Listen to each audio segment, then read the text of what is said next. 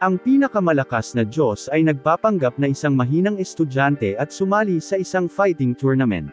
Si Mori ay isang bata, kasuklam-suklam at walang kwentang ulila na inampo ng isang matanda. Pinalaki siya ng matandang ito sa kabundukan habang nagtuturo ng kanyang kakaiba at espesyal na martial art na tinatawag na Renewal Taekwondo. Ngunit isang araw, sinabi ng kanyang lolo kay Mori na oras na para sumali sa isang paaralan sa lungsod, mag-aral ng mabuti at makipagkaibigan. Labis na nalungkot si Mori at naiwang luhaan. Pero sa totoo lang, alam niyang gusto lang bumili ng gatas ng matanda at hindi na babalik. Pagkatapos ay nakita namin ang tatlong lalaki na nagpapahinga sa isang beach, nagpapamasahe mula sa mga babae, isang bagay na hindi mo makukuha kailanman. Ang isa sa kanila ay tumawag sa isang manggagawa ng gobyerno na nagngangalang Park, na nagtatanong tungkol sa panukalang batas na ipinadala nila sa pambansang asembleya. Inalok siya ng lalaki ng pera, ngunit ang mga lalaki ay higit pa doon. Tinalakay nila ang kanilang planong sirain ang reputasyon ng punong ministro ng bansa. Habang nag-uusap sila, may lumapit sa isla. Biglang umihip ang malakas na hangin, at mabilis na tinakpan ng mga ulap ang maaraw na kalangitan. Ang tatlong lalaki ay hindi sigurado kung ano ang gagawin nang may nahulog mula sa langit at durog sa kanila. Samantala, sa isang opisina, isang lalaki ang gumawa ng pagdurog gamit ang kanyang kamay. Pagkatapos ay ipinaalam niya sa kanyang sekretarya na nauubusan na sila ng oras at kailangan na nilang magsimula. May tato siyang pulang krus sa kamay. Nang maglaon, dumating ang mga helicopter sa isla upang imbestigahan ang insidente, at natagpuan ang isang napakalaking print na hugis kamay na may krus, tulad ng isang tato sa kamay ng lalaki. Nakita namin ngayon si Mori, na ngayon ay isang teenager. Nagising siya mula sa isang panaginip tungkol sa pag-alis ng kanyang lolo. Tinitigan niya ang isang larawan nila ng kanyang lolo, ngunit pagkatapos ay napagtanto niyang huli na siya sa isang mahalagang kaganapan sa araw na iyon. Nagmamadali siyang umalis sakay sa kanyang bisikleta, nakaramdam ng pagkadismaya dahil sa sobrang tulog sa isang napakahalagang araw. Nang maglaon, sa balita, inihayag na ngayong araw ay minarkahan ang unang araw ng isang martial arts tournament na kilala bilang God of High School. Ang mga mag-aaral mula sa buong bansa ay maaaring lumahok, at ang mga preliminary ng lungsod ay gaganapin sa arena. Nakita namin na ang lahat ng mga bata ay nasa sabik sa paligsahan at gustong makakuha ng mga tiket para mapanood ito. Kasunod nito, nakita namin ang isang lalaki na nagtatrabaho sa isang tindahan. Habang nagtatapo ng basura, tiningnan niya ang kanyang wallet at napagtantong wala siyang sapat na pera. Alam niyang kailangan niyang magtrabaho ng higit pang mga shift para magkasya. May nakita kaming batang babae na kailangang makapunta sa tournament at nagtanong sa ilang martial artist para sa mga direksyon na hindi napili para sa tournament. Habang binibigyan siya ng mga direksyon, nasasabik siya sa mga kalamnan ng lalaki. Si Mori ay papunta sa paligsahan, nakaramdam ng gutom at iniisip kung ano ang maaari niyang kainin para sa tanghalian. Noon lang, muntik na siyang ma-accident sa isang magnanakaw na nakamotorsiklo na nang agaw ng pitaka ng isang matandang babae. Sa sandaling iyon, nakita niya ang mga paghihirap sa buhay ng matandang babae, at naawa siya rito. Kaya, nagpasya siyang tumalikod at habulin ang magnanakaw. Magulo ang habulan. Si Mori ay sakay ng bisikleta habang ang magnanakaw ay mabilis na tumakas sakay ng motorsiklo. Ngunit may ilang mga trick si Mori sa kanyang manggas. Dalubhasa siyang nagpalit ng mga linya, halos lumipad sa kanyang bisikleta. Sa pagtugis, hindi sinasadyang nabangga niya ang isang batang babae na humahanga pa rin sa mga kalamnan ng artista. Mabilis siyang humingi ng tawad at ipinagpatuloy ang paghabol sa magnanakaw. Gayunpaman, nang mapagtanto ng batang babae na basag ang kanyang salamin, nagalit siya at inihagis ang kanyang espada kay Mori. Binalaan siya nito na hindi siya makakatakas. Ipinaliwanag ni Mori na hinahabol niya ang magnanakaw na nagnakaw ng pitaka ng matandang babae. Nang marinig ito, naantig ang dalaga at nagpas siyang tulungan siya. Pareho silang sumakay sa bisikleta, determinadong hulihin ang magnanakaw. Ginawa ng magnanakaw ang lahat para makatakas, ngunit walang tigil na hinabol siya ni Mori at ng dalaga. Gayunpaman, nang tumalon ang batang babae upang salakayin ang magnanakaw gamit ang kanyang espada, hindi sinasadyang natama niya ang isang karatula sa kalye. Sa sandaling iyon, isang dumaan na batang lalaki na nagtatrabaho sa tindahan ang namagitan. Pinigilan niya ang magnanakaw sa isang malakas na suntok, na ikinamangha ni Mori at ng dalaga. Sa sumunod na eksena, magsisimula na ang martial arts tournament, at nalaman namin na nasa iisang dressing room silang tatlo, naghahanda para sumali. Hiniling ng batang babae na si Ira kay Mori na bayaran ang kanyang basag na salamin, ngunit iginiit ni Mori na kasalanan ito ng magnanakaw. Nagpasalamat siya sa kanila sa pagliligtas ng kanyang buhay, bagaman ipinakilala ni Mori ang kanyang sarili bilang Jin Mori, at sinabi ng batang lalaki, si Handiwi, ang kanyang pangalan. Nagpalitan sila ng pagpapakilala. Pagkatapos, ipinaliwanag ng tagapagbalita ang mga panuntunan sa paligsahan. Binanggit niya na ang anumang estilo ng pakikipaglaban ay pinapayagan sa panahon ng mga laban, walang limitasyon sa oras, at ang mga kalahok ay maaaring gumamit ng anumang uri ng armas. Ang tanging paraan upang manalo ay sa pamamagitan ng pagpapatumba sa kalaban o pagpapasuko sa kanila. Kasalukuyang nagaganap ang regional preliminaries, at mula doon, pipiliin ang mga kalahok para sa pangunahing tournament. Napag-usapan din ng announcer ang tungkol sa mga bracelet na suot nilang lahat, na sinusubaybayan ang kanilang vital signs. Ang mga pulse areas na ito ay naruroon upang matukoy kung ang mga manlalaban ay malubhang nasugatan, at kung gayon, ang mga nanomasyina na inject sa kanila ay agad nagagaling sa kanilang mga pinsala. Ipinaliwanag pa ng announcer na ang sinumang nakapasa sa lahat ng round at nanalo sa tournament ay maaaring gumawa ng anumang hiling sa organisasyon. Sa lahat ng mga mandirigma na natipon, idineklara niya na nagsimula na ang laban. Sa simula, nagulat ang lahat pati na ang mga manunood, ngunit agad nilang napagtanto na ito ay isang battle royale. Ang ilang mga mandirigma ay mabilis na natanto na ang mga pulse areas ay hindi lamang sinusubaybayan ang kanilang mga palatandaan sa buhay, ngunit ipinahiwatig din ang kanilang mga antas ng pakikipaglaban. Bilang resulta, sinimulan nilang i-target ang mga mahihinang kalahok, na nagpapakita ng iba't ibang kakayahan ng bawat manlalaban. Gayunpaman, naging maliwanag na si Mori ay hindi kapani-paniwalang malakas habang walang kahirap-hirap niyang natalo ang ilang mga kalaban. Katulad nito, pinatunayan din ni Nadiwi at Mira ang kanilang husay sa pagkatalo sa maraming kalahok. Pagkatapos, isang mandirigma na nagngangalang Kang Mansyak ang pumasok sa ring, at binanggit ng babaeng may asul na buhok na siya ang paboritong manalo sa paligsahan.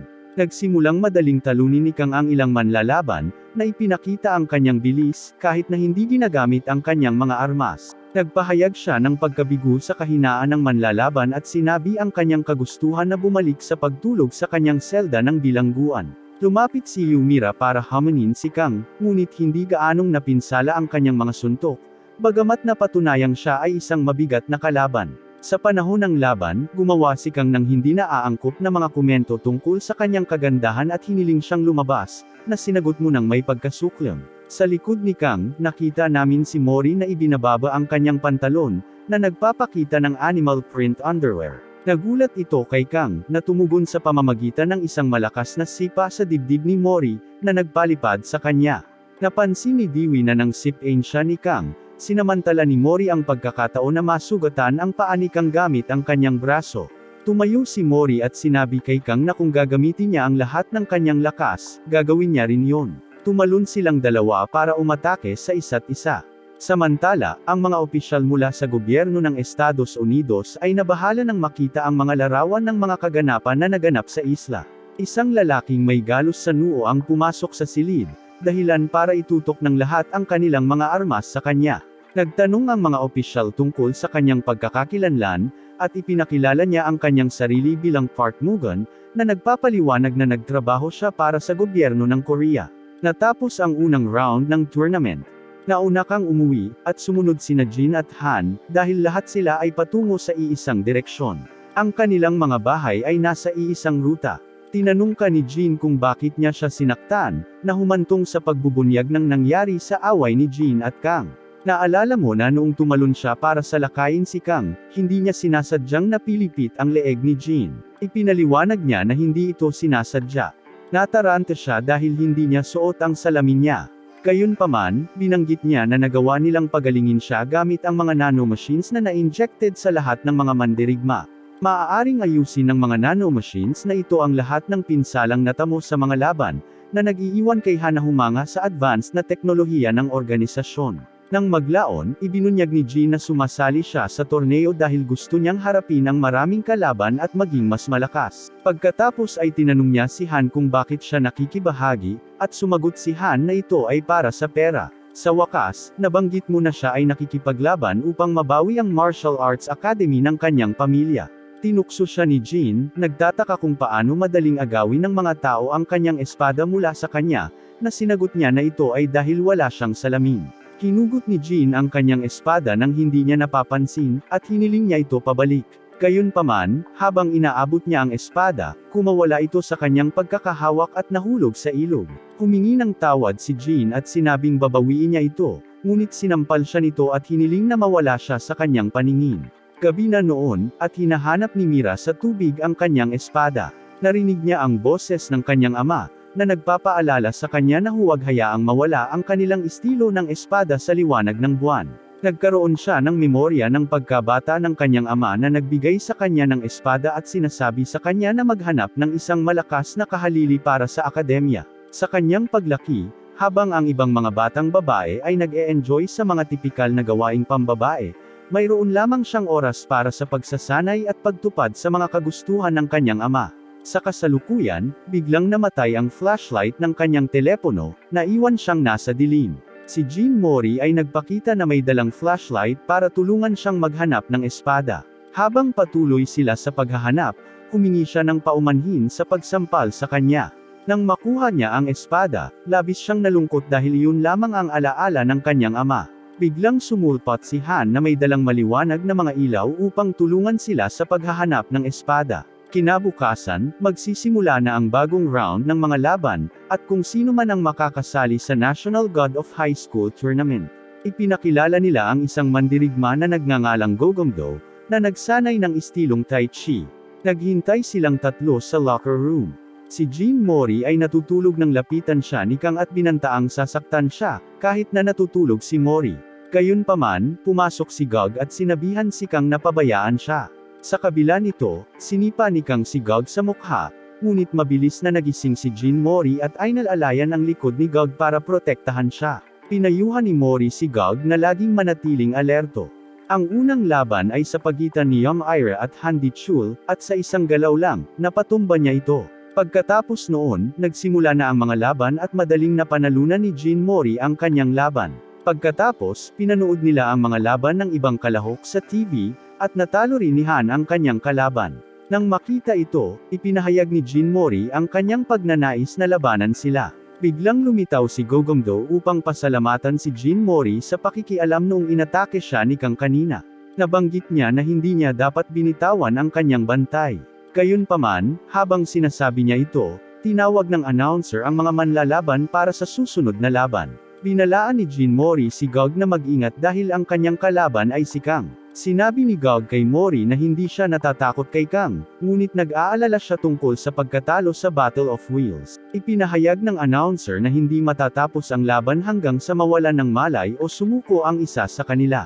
Nabanggit din niya na kung may umalis sa ring ng higit sa 20 segundo, madi-disqualify sila, at maaari silang umasa sa mga nanomachines upang pagalingin ang kanilang mga pinsala. Bagamat sinabihan niya si Kang na bitawan ang kanyang mga braso at manatiling tapat sa landas ng isang tunay na martial artista. Nagsimula ang laban, at nagawa ni Gog ang maraming suntok kay Kang, na pinahanga sina Jin Mori at Yu sa kanyang diskarte. Pagkatapos, magaling niyang itinapon si Kang sa audience, na ikinagulat ng lahat. Gayunpaman, dahan-daang bumalik si Kang sa ring at tila hindi nasira ng mga suntok ni Gog. Binitawan ni Kang ang isang braso niya at sinimulang hampasin ng paulit-ulit si Gog. Gayunpaman, naging malinaw na ang estilo ng pakikipaglaban ni Kang ay pinahihintulutan para sa anumang bagay, kabilang ang eye gouges at low blows dahil nilikha ito para sa kaligtasan at digmaan. Sa puntong ito, naniniwala si Gog na ang kanyang estilo ng Tai Chi ay tungkol sa paghahanap ng kapayapaan at hindi pagkagalit.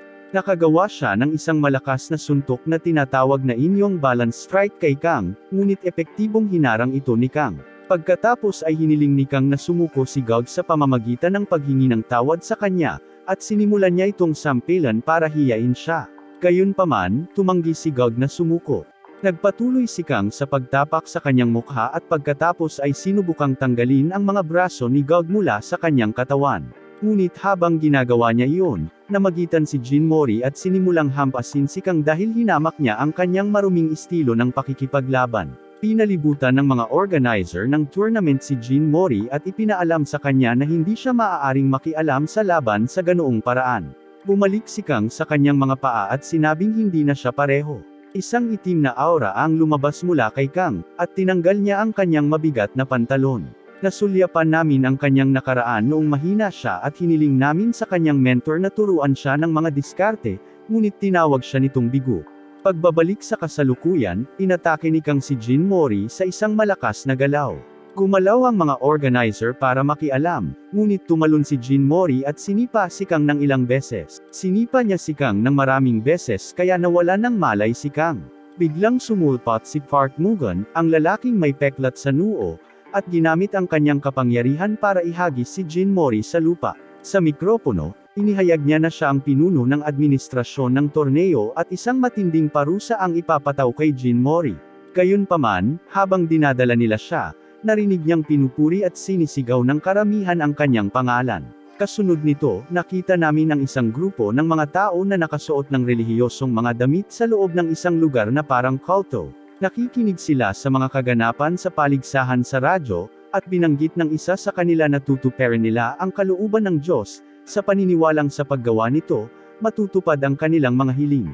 Bumalik sa arena, ang mga organizer ay nagtipon, at binanggit ng babaeng may asol na buhok na si Gogamdo ay malubhang na sugatan, na nangangahulugan na siya ay tinanggal mula sa paligsahan.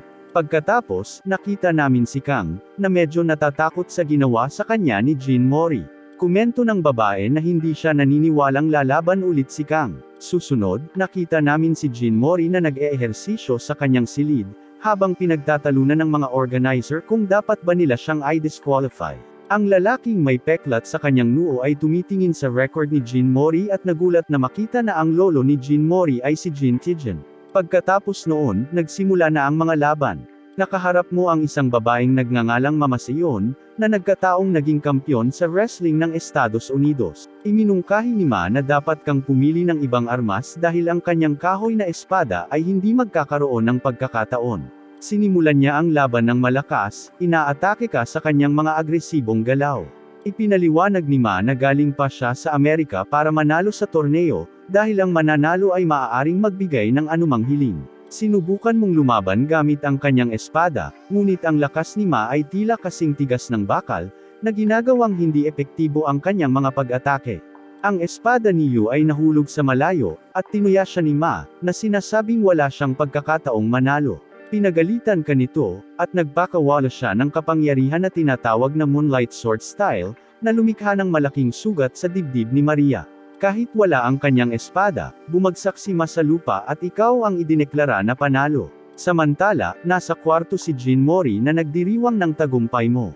Gayunpaman, pumasok si Mugen at ipinaalam kay Jean Mori na nagpasya na sila sa kanyang parusa. Sinabi niya kay Jean Mori na maaari siyang muling sumali sa paligsahan kung matatalo niya ang lalaking may berdeng buhok at salamin, ngunit pinilit ni Jean Mori na labanan ang blonde na lalaki, na naalala ang isang nakakahiyang insidente mula sa paaralan. Siya threw a tantrum sa sahig, na nagpapahayag ng kanyang matinding pagnanais na labanan ang blonde na lalaki. Sinabi ng lalaking may salamin na mas malakas siya kaysa sa blonde na lalaki at napili siya sa kadahilanang iyon.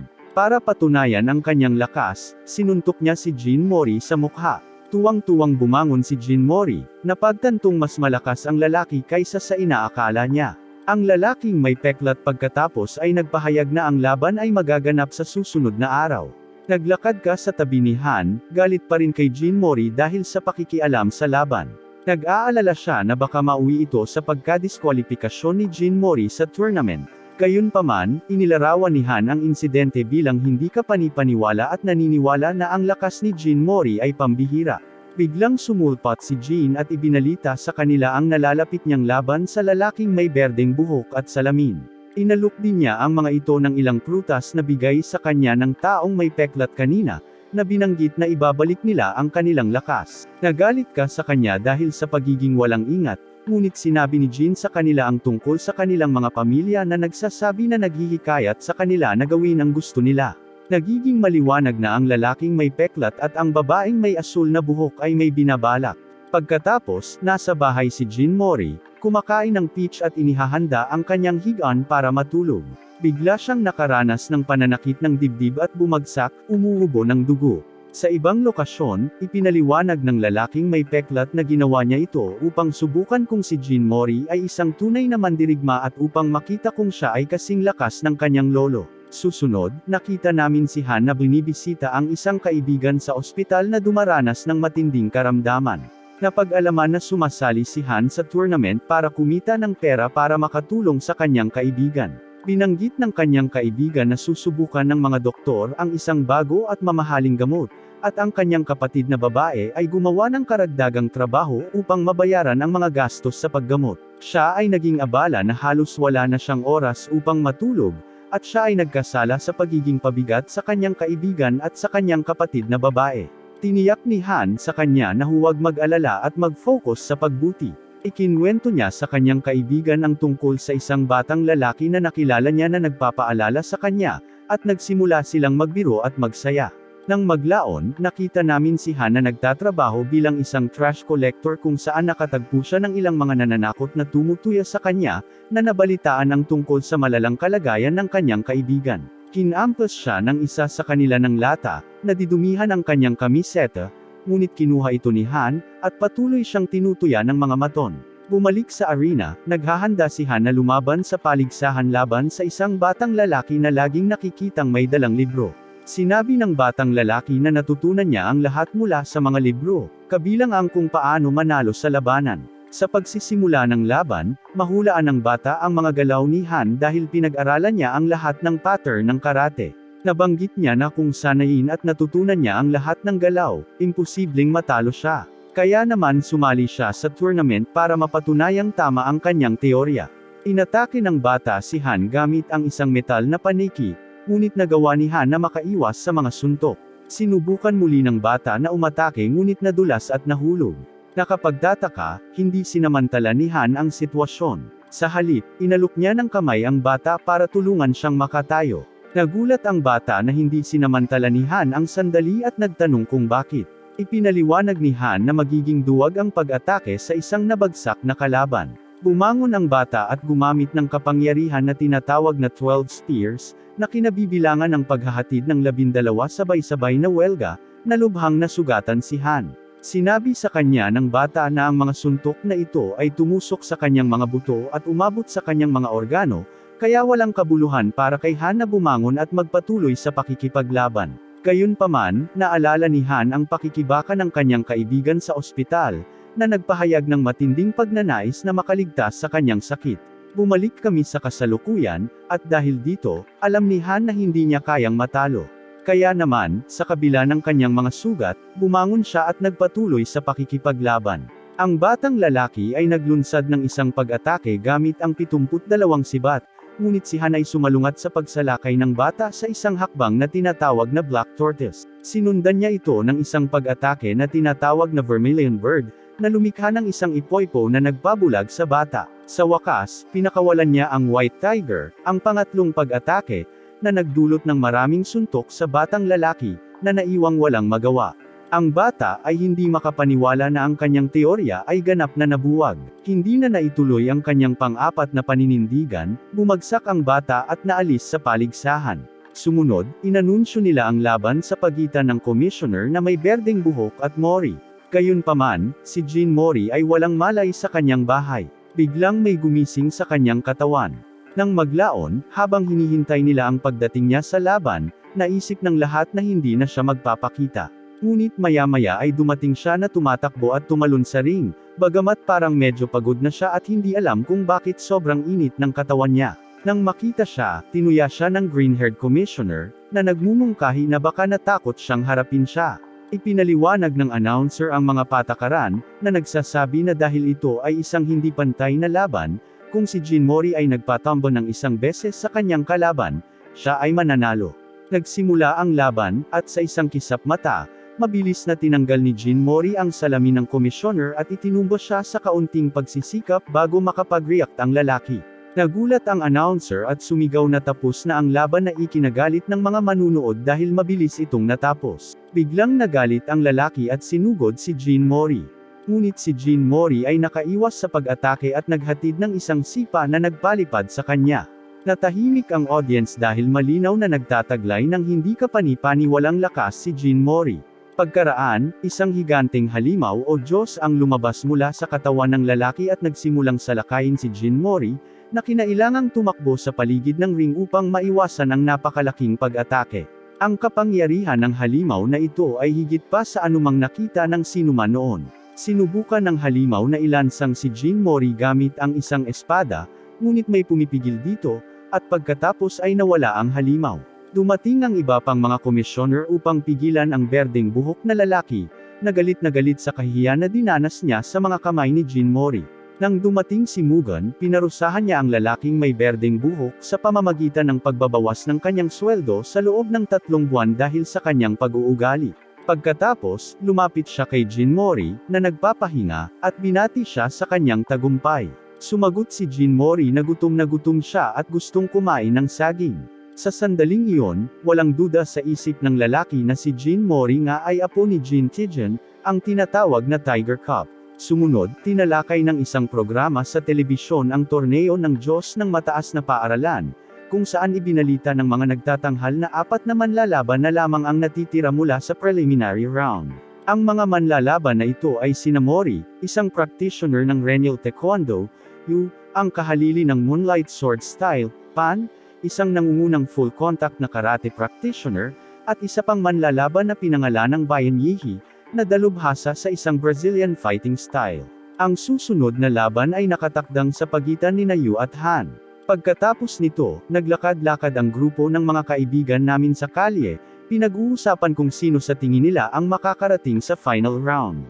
Biglang may humantong sasakyan sa harap nila, at lumabas ang isang binata. Naglakad siya palapit sa kanila, lumuhod, at ipinagtapat ang kanyang pagmamahal kay Yu. Tinanong siya kung gusto niya itong pakasalan. Nang marinig ito, nagulat at nahiya ang 3 magkakaibigan. Sa susunod na eksena, makikita si Yu kasama ang kanyang nakababatang pinsan, at nagdedesisyon sila sa damit na isusuot niya para sa kasal. Ipinahayag ng batang babae ang paniniwalang ito na nagpasya si Sung Jin na pakasalan si Yu, na inihayag na ang binatang ito ay isang sikat na manlalaban na nagtatrabaho sa telebisyon. Ipinahayag ni Sung Jin ang kanyang pagnanais na hayaang lumiwanag si Mira at ang kanyang espada. Mamaya, ipinakita sa amin ang isang flashback sa pagkabata ni Yu nang mamatay ang kanyang ama, at nilapitan siya ng kanyang tiyuhin. Sinabi sa kanya ng kanyang tiyuhin na siya na ngayon ang titira sa kanya at aalagaan ang espada ng kanyang ama. Sinubukan din niyang magturo ng martial arts ngunit masyadong mahina, at umalis ang kanyang mga estudyante sa akademya. Ipinahayag ni Yu na siya ang may-ari ng espada at dapat magkaroon ng magandang kinabukasan para dito. Nang maglaon, sa dojo, tinanong ng tiyuhin si Sung Jin kung bakit niya gustong pakasalan si Yu. Sumagot siya na marami siyang plano na may kinalaman sa kanya at sa espada. Ipinahayag niya ang kanyang determinasyon na tuparin ang isang pangarap na hindi niya maabot ng kanyang kapatid. Nang maglaon, sinusubukan ni Mori na magdesisyon kung aling burger ang o-order nang marinig niya ang isang pag-uusap sa linya tungkol sa nalalapit na kasal ng kanyang kaibigan. Nagpasya siyang pumunta sa bahay nito para tanungin kung bakit niya pinakasalan si Sung Jin. Nang tanungin niya kung paano niya natagpuan ang kanyang bahay, ibinunyag niya na tinanong niya ang mga taong nag-organisa ng paligsahan. Sinubukan ni Yu na isara ang pinto, ngunit binuksan niya ito at tinanong kung bakit siya ikakasal kung hindi siya in love, lalo na sa oras ng semifinals. Ipinaliwanag niya na kailangan niyang gawin ito para sa kapakanan ng espada at estilo ng liwanag ng buwan. Pagkatapos, isinara niya ang pinto at tuluyang nahulog si Mori sa hagdan. Gayunpaman, mukhang malungkot siya, dahil ayaw niyang magpakasal. Sunod, tinawagan ni Mori si Han, na nagtatrabaho bilang isang food delivery driver, at ipinaalam sa kanya ang tungkol sa pagpapakasal ni Yu sa isang personalidad sa telebisyon na hindi niya pinagkakatiwalaan. Pinayuhan siya ni Han na ihinto ang pakikialam sa mga bagay na hindi naman siya bagay. Pero iginiit ni Mori na parang may hindi tama dahil mukhang hindi masaya si Mira. Sa isang pagbabago sa eksena, si Yu ay nakadamit bilang isang nobya, at ang kanyang tiyuhin ay may mga alaala na hindi niya gusto ang mga bagay na katulad ng ibang mga babae. Mas gusto niyang manatili sa bahay at maglinis, o kapag naglalakad sila sa kalye, tumitingin siya sa mga damit ng ibang babae. Itatanong niya kung gusto niyang bilhan siya nito, pero lagi niyang sinasabi na hindi niya kailangan ang mga ito. Ngayon, kakaiba na siya ay ikakasal, at mas kakaiba na ginagawa niya ito sa isang taong hindi niya mahal. Pumunta siya sa kinaroroonan ni Sungjin at hiniling sa kanya na kanselahin ang kasal ng kanyang pamangkin, na nagsasabi na si Yu ay hindi gustong magpakasal at siya ay bata pa. Gayunpaman, habang sinasabi niya ito, pumasok si Yu at sinabing masaya siya at gusto niyang matupad ang kanyang pangarap na magpakasal. Malinaw na may iba siyang iniisip. Binanggit niya na ang kapangyarihan ni Sungjin ay magbabago sa kapalaran ng estilo ng espada ng liwanag ng buwan. Naging malungkot ang kanyang pinsan dahil hindi karaniwang nagsasalita si Yu sa ganoong paraan. Maya-maya, nakita namin ang pinsan na nagsasabi kay Jin Mori tungkol sa kanyang ama at sa espada. Gusto niyang kausapin si Yu at iparamdam dito ang dahilan, ngunit may mga security guard na sumulpot at pinigilan itong lumapit sa kanya dahil wala itong imbitasyon. Sinubukan niyang lampasan ang mga ito ngunit itinapon siya sa lupa. Sa isang flashback, nakita namin ang tunay na intensyon ni Sungjin, at natuklasan namin na kabilang siya sa isang relihiyosong kulto kung saan lahat ay nakasuot ng robe. Sa kultong ito, inutusan ng pinuno ang binata na kunin ang espada kasama ang kamay na humahawak nito. Tinutukoy si Yu na siya lamang ang makakakontrol nito. Binanggit ng pinuno na ang sinumang nagtataglay ng espadang ito ay maaaring mamuno bilang isang Diyos. Si Mori ay nakikipag-away sa mga security guard, ngunit hindi niya magamit ang kanyang mga diskarte sa taekwondo laban sa kanila dahil sila ay masyadong mahina. Biglang sumulpot si Han at tinabi sa balikat ang mga security guard, natalo silang lahat. Sinabi niya kay Jin Mori na hindi niya sila tinatamaan kundi itinutulak lang sila sa isang tabi. Tumingin si Sungjin sa kanyang mga bantay at nadismaya sa kanila. Pinutol ni Mori ang kasal, ngunit inatake siya ni Sungjin gamit ang espadang dala ng isang katulong. Gayunpaman, hinarang ni Han ang espada gamit ang kanyang kamay, na nagbigay ng pagkakataon kay Mori na makausap si Yu. Sinabi niya sa kanya na huwag pakasalan si Sungjin, ngunit pinilit niyang tuparin ang hiling ng kanyang ama, na makahanap si Yu ng isang napakalakas na magmamana ng espada. Tinanggihan niya ang lahat ng mga lalaki na gustong makipag-date sa kanya dahil sila ay masyadong mahina. Habang ipinapaliwanag niya ito, binato niya ng suntok si Mori na nagtatanggol sa sarili. Sa puntong ito, namagitan ang kanyang tiyuhin at aksidenteng natama niya ito sa mukha.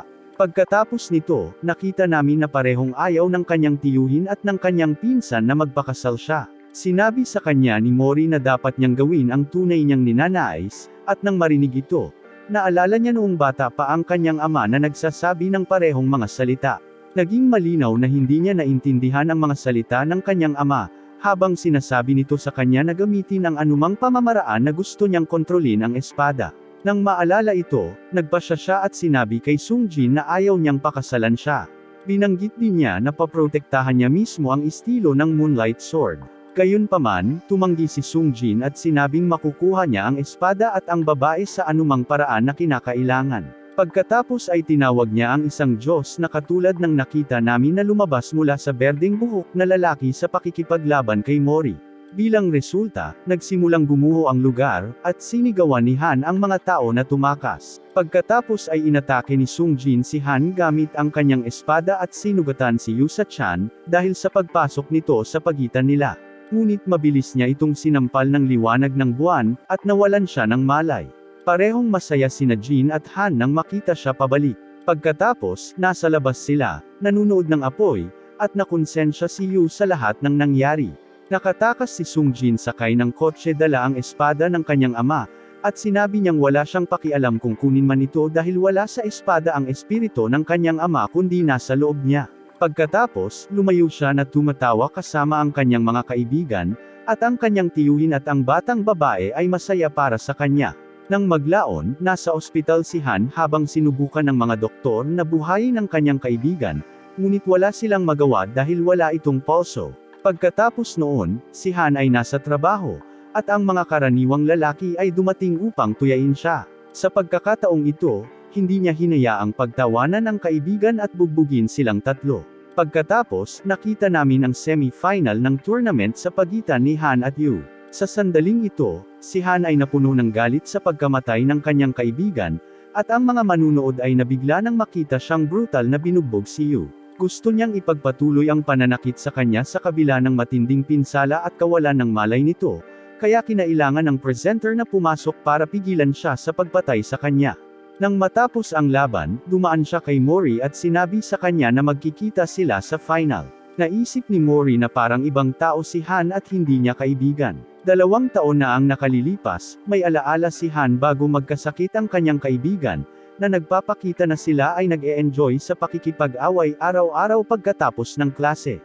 Pagkatapos, bumalik kami sa kasalukuyan, at siya ay nasa banyo, nagsusuka habang iniisip ang tungkol sa kanyang kaibigan at ang mga pinsalang idinulot niya kay Yu. Kasunod nito, nagsimula ang isa pang semi-final fight sa pagitan ni Mori at Bayan, na ginamit ang kanyang Brazilian fighting style. Gayunpaman, mabilis na natapos ang laban nang matalo siya ni Mori sa isang pag-atake na nagpatumba sa kanya. Nagpakita ng matinding lakas si Jin. Pagkatapos ay inihayag ng nagtatanghal na ang final ay sa pagitan ni Mori at Han, at ang mananalo ay lalahok sa pambansang paligsahan. Kalaunan, binisita ni Mori si Yu sa ospital kung saan siya ginagamot gamit ang nanomachine technology. Napansin niya na na-distract siya at sinabi sa kanya na hindi niya magagawang manalo sa final laban kay Han sa ganoong paraan. Nabanggit niya na natalo siya dahil mahina siya, ngunit sinabi ni Mori na ito ay dahil nasugatan siya sa laban. Gayunpaman, ipinahayag niya ang kanyang pag-aalala tungkol sa kung bakit kumilos si Han sa paraang ginawa niya. Nang maglaon, binisita ni Han ang kanyang kaibigan sa ospital, na buhay pa ngunit na koma. Kinabukasan, dumating ang huling araw ng preliminaries. Ang mga mandirigma ay tinawag sa ring, at nagsimula ang laban. Nagtaka si Mugen kung ang Tiger Cub na tinutukoy ay si Jin.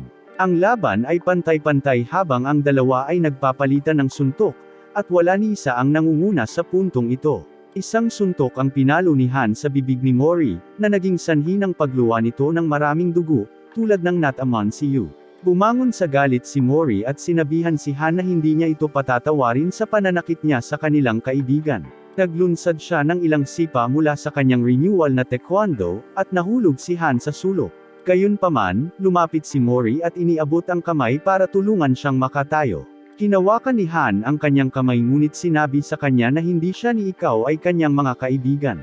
Pagkatapos ay nagsimula siyang gumamit ng iba't ibang mga diskarte sa pag-atake kay Mori. Nakita namin si Yu na papalabas ng ospital kasama ang kanyang tiyuhin at pinsan. Nilampasan niya ang silid ng kaibigan ni Han at napagtanto niyang ginagamot siya ng nanotechnology. Maraming tao ang natipon doon, kabilang ang mga organizer ng tournament at isang batang babae na nagdadalamati sa pagkamatay ng kanyang kapatid. Napasigaw ang kapatid na babae sa namatay na lalaki, na hinimok itong bumangon at labanan muli ang kanyang kaibigang si Han, na siyang pinakanatuwa niya. Nang maglaon, isang alaala ang nagpakita sa lalaking may peklat na nagsasabi kay Han na alam niyang gusto niyang manalo sa paligsahan upang matulungan ang kanyang kaibigan. Nag-alok siya ng deal kung nanalo si Han sa semifinal at final sa napakahusay na paraan. Gagamutin niya ang sakit ng kanyang kaibigan gamit ang mga nanomachine.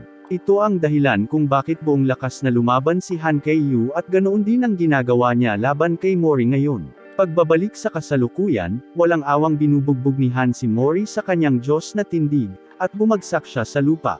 Nagsimulang magbilang ang nagtatanghal hanggang 10 upang makita kung makakabangon si Mori.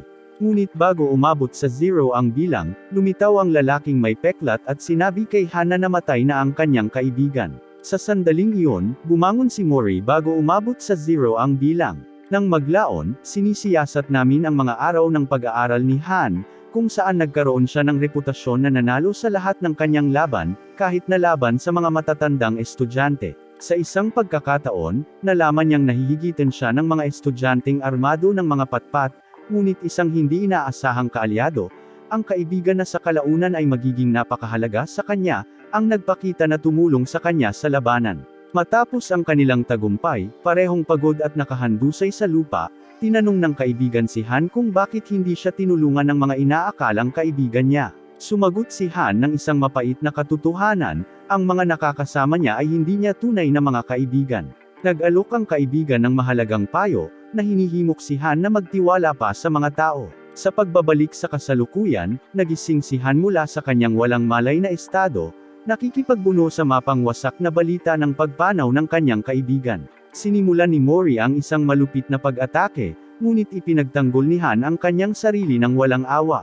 Sa sandaling ito, nalaman natin ang tungkol sa nakaraang pag-uusap ng lalaking may peklat kay Han. Inihayag niya na ang paggamot sa nanomachine ay sinimulan, ngunit sa kasamaang palad, huli na. Dahil dito, natapos na ang kanilang kontrata, na iniwan si Han na malayang lumaban ayon sa kanyang nakikitang angkop. Sa kainaita ng labanan, naisip ni Han ang kahangalan ng pagpapahayag na si Mori at ang iba pa ay hindi niya kaibigan.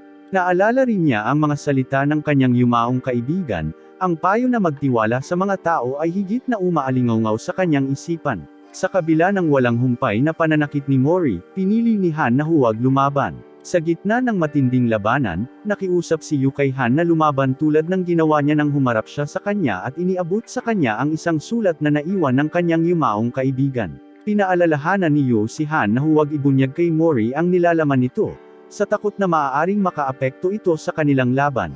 Nang matanggap ni Han ang liham, naalala ni Han na isinulat ito ng kanyang kaibigan bago siya mamatay. Ang sulat ay naghatid ng kanyang kaligayahan at hinimok si Han na ipaglaban ang kanyang sarili. Puno ng bagong determinasyon, nakibahagi sila sa isang matinding labanan, parehong kontento habang binigay nila ang lahat. Isang malakas na sipa ng asul na dragon ang pinakawalan ni Mori, dahilan para matamba si Han sa lupa. Idineklara ng announcer na si Jin Mori ang nagwagi sa tournament. May isa pang alaala si Han, sa pagkakataong ito ng isang laban ay napanalunan niya ang kanyang kaibigan, na tuwang-tuwa at iminungkahi na magbahagi sila ng isang ngiti.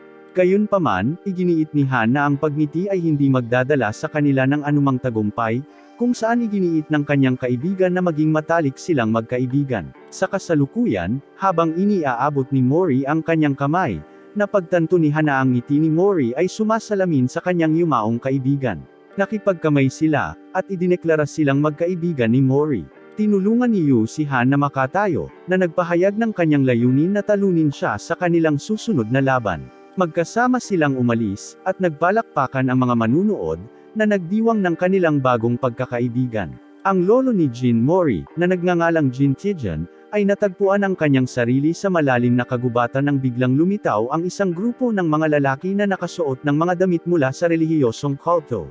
Ang isa sa kanila ay lumapit sa matandang lalaki, na nagmumungkahi na ang malalakas na individual ay dapat magkaisa at sumama sa kanilang layunin, na sinasabing sila ay pinagkalooban ng kapangyarihan mula sa langit. Gayunpaman, ang matanda ay mahigpit na tumanggi, na iginiit ang kanyang karapatang mamuhay sa kanyang sariling mga termino, isang damdamin na madalas niyang ibinabahagi sa kanyang apo.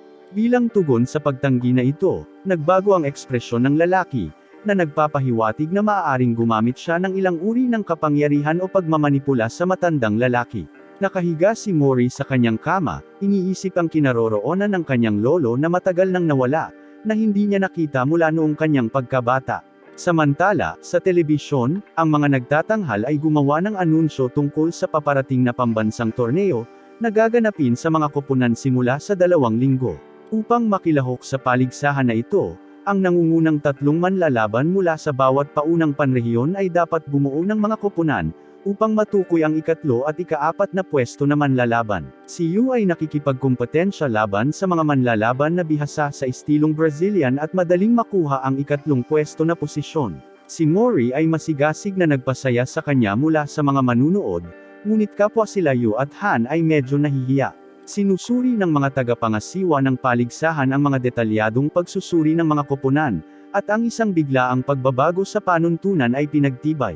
Ang pagbabagong ito ay naudyukan ng pagkaunawa na ang sinuman sa mga koponan ay maaaring maging susi, dahil lahat sila ay nagtataglay ng mga katangiang tulad ng mga pangunahing katangian. Nauunawaan nila na ang susi ay nagising kapag ang pinakamalakas na emosyon ng individual ay nag-trigger ng kanilang nakatagong kapangyarihan. Bukod pa rito, ang administrasyon ay nagpahayag ng pag-aalala tungkol sa pagtaas ng katapangan ng kulto pagkatapos ng mga paunang pagsisimula, dahil sila ay nagtataguyod ng parehong mga layunin. Ipinahayag ni Mori ang kanyang kagalakan na nanalo si Yu, tinitiyak na silang tatlo ay makakasali sa paparating na malaking paligsahan bilang isang koponan. Magkasama silang naglalakad sa kalye, at si Mori ay nasa sabik tungkol sa pag-asam na pumunta sa paligsahan kasama ang kanyang mga kaibigan. Gayunpaman, isang biglaang napagtanto sa kanya, sa isang kompetisyon ng koponan, hindi siya makakalaban sa kanyang mga kaibigan. Nagtatanong si Yu kung bakit gusto niyang lumaban sa kanila, at tumugon si Mori na ang pagiging pinakamalakas ay hindi kapani-paniwalang cool. Sa pag-uusap na ito, naramdaman ni Mori na may dumaan, ngunit mabilis na nawala ang tao, na nag-iiwan sa kanya na interesado. Nang maglaon, nakita namin ang isang matandang lalaki na ipinadala ng lalaking may peklat upang tiktikan si Mori. Nagiging malinaw na ang matandang lalaking ito ay isang master, at ipinatawag nila ang mga master na ito gamit ang mga card. 6 sila sa kabuuan. Ang matandang lalaki ay dating guro ni Mugen, at naniniwala siya na dapat maging malakas si Jin Mori dahil nakaligtas siya pagkatapos kumain ng sage fruit. Kaya, ang matanda ay nagnanais na magturo sa kanya. Sa pagpapatuloy ng storyline, ipinakita sa amin kung ano ang nangyari sa lolo ni Mori. Ang mga lalaking nakadamit ay tumawag ng isang Diyos mula sa langit, na lumilikha ng isang portal kung saan bumababa ang isang higanteng espada, na tumuturo patungo sa matandang lalaki at nagdulot ng matinding pagkawasak sa likuran nito. Ang sakuna na pangyayaring ito ay nagpapaniwala sa kanila na ang katapusan ng mundo ay nalalapit na.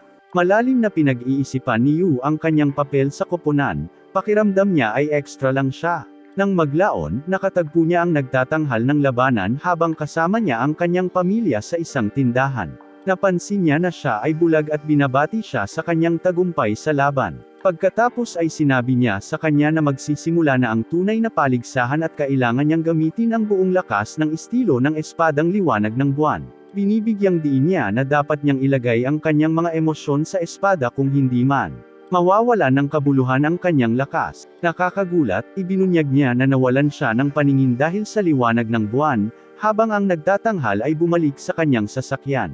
Nakakita siya ng mabahong amoy, na lumalabas na nagmumula sa isang miyembro ng Nox. Pagkatapos, nakipag-usap si Han kay Mugen, na nagtatanong kung nais pa rin ni Han na lumahok sa paligsahan pagkatapos ng pagkamatay ng kanyang kaibigan, na nagpapahiwatig na hindi niya kailangang magpatuloy sa pakikipaglaban. Tumugon si Han sa pamamagitan ng pagsasabi ng kanyang pangako sa pagbabayad ng malaking utang at ang kanyang determinasyon na manalo sa paligsahan, dahil ito ang gusto ng kanyang yumaong kaibigan. Ipinahayag din niya ang kanyang pagkamausi sa tungkol sa nakatagong kapangyarihan sa likod ng paligsahan, na tinutukoy ang Diyos na lumitaw mula sa lalaking may berdeng buhok sa pakikipaglaban ni Mori. Nakuha ng paghahayag na ito ang atensyon ng taong may peklat habang nakatingin siya sa mga larawan ng mga Diyos sa dingding. Nakatuon si Mori sa kanyang pagsasanay sa pagsisikap na makakuha ng mas maraming kalamnan at sorpresahin si Yu at gayunpaman, kasama sa kanyang regimen sa pagsasanay ang mga aktibidad na hindi masyadong epektibo, tulad ng paghabol sa isang pusa. Sa ibang pagkakataon, tinutulungan niya ang ilang bata sa pagkuha ng lobo na nakaipit sa puno. Sa kasamaang palad, nabali ang sanga, dahilan para matambush siya at mapilipit ang kanyang bukong-bukong. Tingid sa kaalaman ni Mori, lumilitaw sa likuran niya ang matandang lalaki na nakita kanina at nagpasok ng karayom sa kanyang bukong-bukong, himalang napawi ang kanyang sakit.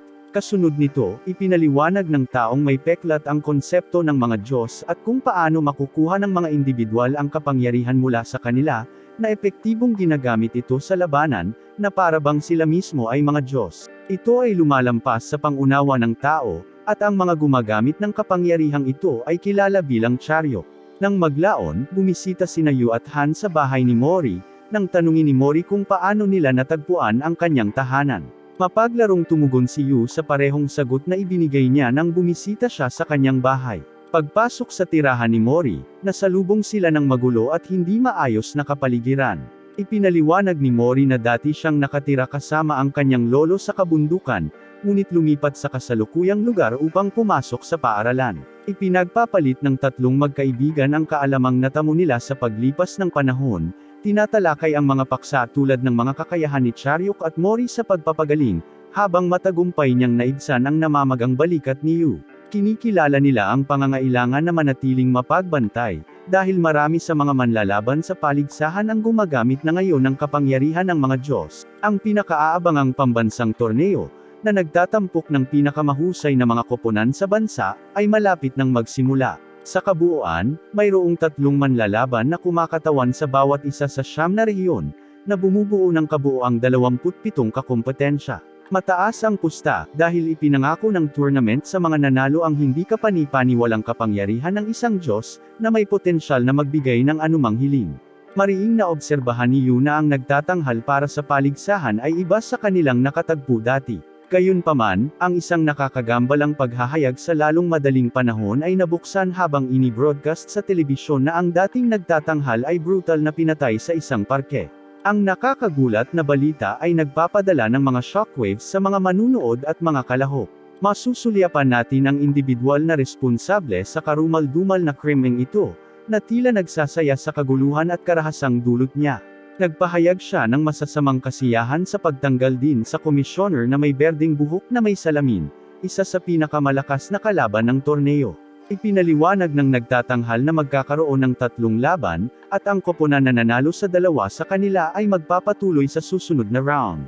Umakyat muna si Mori upang lumaban, at pinaalalahanan siya ni Yu na mag-ingat dahil mabigat ang kalabang koponan. Gayunpaman, hindi siya natatakot at ibinahagi niya na nakakuha siya ng bagong kasanayan. Sa panahon ng labanan, hinawakan niya ang iba't ibang mga punto sa kanyang katawan, na nagpapaliwanag na ilalabas nito ang kanyang nakatagong kapangyarihan. Sa mga manunood, ipinagmamalaki ng matandang lalaki ang pagtuturo sa kanya ng bagong kakayahan na ito, na bahagi ng taekwondo ni Tijen. Sa kasamaang palad, hindi makagalaw si Mori dahil nahawakan niya ang mga maling spot sa kanyang katawan, na nagpapahintulot sa kanyang kalaban na gamitin ang sitwasyon, naghatid ng malalakas na sipa at na-secure ang tagumpay sa unang laban. Sa ikalawang laban, haharapin ni Han ang pinakamalaking miyembro ng kalabang koponan. Itinuturo ng nagtatanghal na ang manlalaban na ito ang pinakamatanda sa paligsahan, sa edad na 38, na ikinagulat ng mga manunood dahil hindi siya katulad ng isang estudyante sa high school. Sa isa pang eksena, ang taong responsable sa pagpatay sa nagtatanghal, at ang berdeng buhok na komisyoner ay natutuwa tungkol sa kung gaano kadaling kitilin ang kanilang buhay. Gayunpaman, inihayag na ang berdeng buhok na lalaki, na pinangalanang Q, ay mahimalang nakaligtas sa kabila ng pagkakaroon ng espada sa kanyang baga. Tumawag siya ng isang Diyos, na mabilis na pinuputol ang braso ng assassin. Bumalik sa paligsahan, nakakulong si Han sa isang matinding labanan laban sa kanyang mas matandang kalaban. Nagawa ni Han ang maraming malalakas na suntok kay Palm, na nagdulot ng pag-aalala para sa kapatid ni Palm. Gayunpaman, tiniyak ni Zhang, kapatid ni Palm, na huwag mag-alala dahil hindi sumusuko si Palm. Nag-trigger ito ng flashback sa panahon ni Palm Kwang na nagtatrabaho sa construction, kung saan kinukutsa siya ng mga kapwa manggagawa dahil sa paulit-ulit niyang pagkabigo na makapasa sa entrance exam sa high school. Ang kanyang kapatid na lalaki ay naghahatid ng isang bag ng mga libro para sa kanya upang pag-aralan, at tinalakay nila ang determinasyon ni Palm. Samantala, nagmamasid si Zhang mula sa malayo at ipinahayag ang kanyang determinasyon na huwag maging paunan tulad nila. Matapos matalo sa isang kompetisyon sa eskrima, binaluktot niya ang kanyang pagkadismaya sa pamamagitan ng paghagis ng kanyang espada sa eskrima sa pader. Nilapitan siya ni Palm Kwang para magtanong tungkol sa kanyang kapakanan. Alam na niya ang pangalan nito, dahil madalas siyang tsismisan at pagsalitaan ng masama ng mga tao. Nagtataka, tinanong niya kung bakit patuloy itong sinusubukan kapag kinukutsa siya ng lahat dahil sa pagiging mahirap na estudyante at mas matanda. Inihayag ni Palm Kwang na tumanggi siyang sumuko, na ibinahagi na sinubukan niya ang iba't ibang mga pagsisikap pagkatapos umalis sa paaralan, ngunit sa huli ay sumuko sa kanilang lahat. Pinayuhan niya si Zhang na huwag sumuko kung talagang gusto niyang makamit ang isang bagay. Pagkatapos, umalis siya, tumatakbo upang magtrabaho sa ulan. Ang eksena ay bumalik sa kasalukuyan, kung saan si Han ay nasa ring, ngunit ang kanyang kalaban ay naghatid ng isang malakas na suntok na nagpapadala sa kanya sa isang sulok. Ipinahayag ni Palm Kwang ang kanyang matinding pagnanais na manalo sa torneo dahil ang kanyang pangarap ay makatulong sa mga taong naghahangad na makapag-aral ngunit nahihirapan. Ipinatawag niya ang martilyo ng Thor kasama si Charyuk at inatake si Han, na namamahala upang ihinto ang pag-atake at sirain ang martilyo gamit ang kapangyarihan ng asul na dragon. Bumagsak si Palm Kwang sa lupa, at idineklara si Han na panalo. Sa ibang eksena, tumindi ang labanan ni Q at ng assassin na nagtangkang pumatay sa kanya. Mabilis na pinutol ni Q ang kabilang braso ng assassin, ngunit ipinagmamalaki ng pumatay na maaari siyang muling buuin ng walang katapusan. Hindi nabigla, naglunsad si Q ng ilang card na tumusok sa katawan ng assassin, na nagpa-immobilize sa kanya. Habang naghahanda si Q na maghatid ng isang nakamamatay na suntok, isang batang lalaki at isang babae ang dumating sa eksena, na parehong mga pari mula sa kulto. Ipinakilala ng batang lalaki ang kanyang sarili bilang Exley, at ang babae ay si Satyr. Gumagamit sila ng kakaibang kapangyarihan at inaatake si Q. Gayunpaman, ang puting buhok na organizer, na alam na inalis ni Q ang kanyang limiter, ay dumating upang tulungan siya. May naramdaman siyang mali at pumunta siya para mag-imbestiga. Bumalik sa torneo, ang huling laban sa pagitan ni Yu at Jiang ay magsisimula na. At ang mananalo ang magpapasya kung aling koponan ang uusad sa susunod na round. Sa una, ang parehong mga batang babae ay gumagamit ng mga stick sa kanilang laban, ngunit mabilis na napagtanto ni Jiang na si Yu ang may hawak ng kalamangan. Si Pang Kuang ay same time na nagpasaya kay Jiang, na hinihimok siyang lumaban ng may dinatitinag na determinasyon at huwag sumuko. Nag-conjure si Jiang ng isang kapangyarihan na kahawig ng isang dilaw na light sword at sinubukang hampasin si Yu, ngunit mahusay na umiiwas si Yu sa pag-atake. Inaalala ang mga salita ng nagtatanghal sa parke, pinakawala ni Yu ang buong kapangyarihan ng estilo ng espada ng liwanag ng buwan, na naghatid ng malakas na sipa na dumurog sa espada ni Jiang at sinisiguro ang kanyang tagumpay. Pagbabalik sa paghaharap sa pagitan ni Q at ng puting buhok na batang babae, sila ay nagwagi laban sa mga pari ng kulto. Gayunpaman, bago nila mapatay ang mga pari, sinunggaban ni Exley si Saturn, at silang dalawa ay nakatakas. Samantala, ang ulo ng isa pang mamamatay tao ay nagsimulang lumaki ng hindi mapigilan, sa kalaunan ay nagdulot ng pagsabog na bomb alert sa buong apartment at pumutol ng kuryente sa buong gusali. Himala, nakaligtas sila sa pagsabog. Nang maglaon, ipinagdiwang ni Mori at Yu ang kanilang tagumpay, habang inaalala ni Han ang sandaling sinaktan niya si Yu ng malakas sa kanilang laban, na nangakong hindi na mauulit ang ganoong aksyon. Nagkamalay si Jiang, at ipinahayag ni Pang Kuang ang kanyang pag-aalala para sa kanya. Tiniyak niya sa kanya na hindi pa ito ang katapusan, at magkakaroon sila ng isa pang pagkakataon na makipagkumpetensya sa susunod na taon.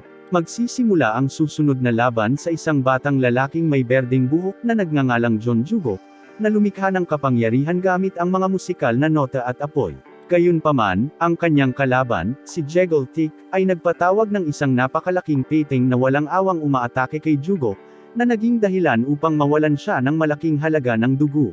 Bilang tugon, sinubukan ng isang batang babae mula sa koponan ni Jugok na makialam at tulungan siya, ngunit paulit-ulit siyang sinipa ni Jeggle Tick habang siya ay walang pagtatanggol sa lupa, na ikinagulat ng mga manunood at mga kalahok. Gusto ni Yu na pigilan si Mori na mamagitan, na natatakot na madiskwalipikado, ngunit sa pagkakataong ito, si Han ay pumasok para harapin si Jeggle Tick.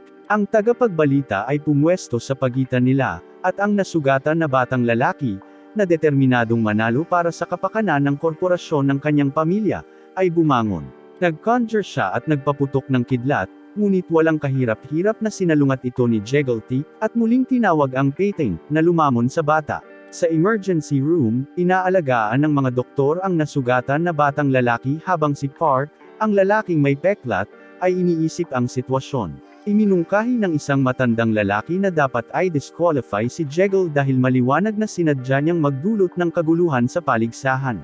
Gayunpaman, tumugon si Park sa pamamagitan ng pagpapahiwatig na maaaring si Jeggle ang susi na hinahanap nila. Samantala, nasa audience sina Jin Mori, Yu, at Han, nanunood ng mga nagaganap na laban. Pinag-usapan nina Han at Yu ang mga paparating na kalaban, at naalala ni Han na nasuspine siya sa paglahok dahil sa kanyang nakaraang intervention. Si Jin Mori, sa kabilang banda, ay humanga sa isang manlalaban na nagngangalang Park Ilpayo, na walang kahirap-hirap na nanalo sa kanyang laban sa isang malakas na sipa. Ang hoodie ni Park Ilpayo, na pinalamutian ng emblem ng tigre, ay nagpapaalala kay Mori ng uniforme ng militar ng kanyang lolo.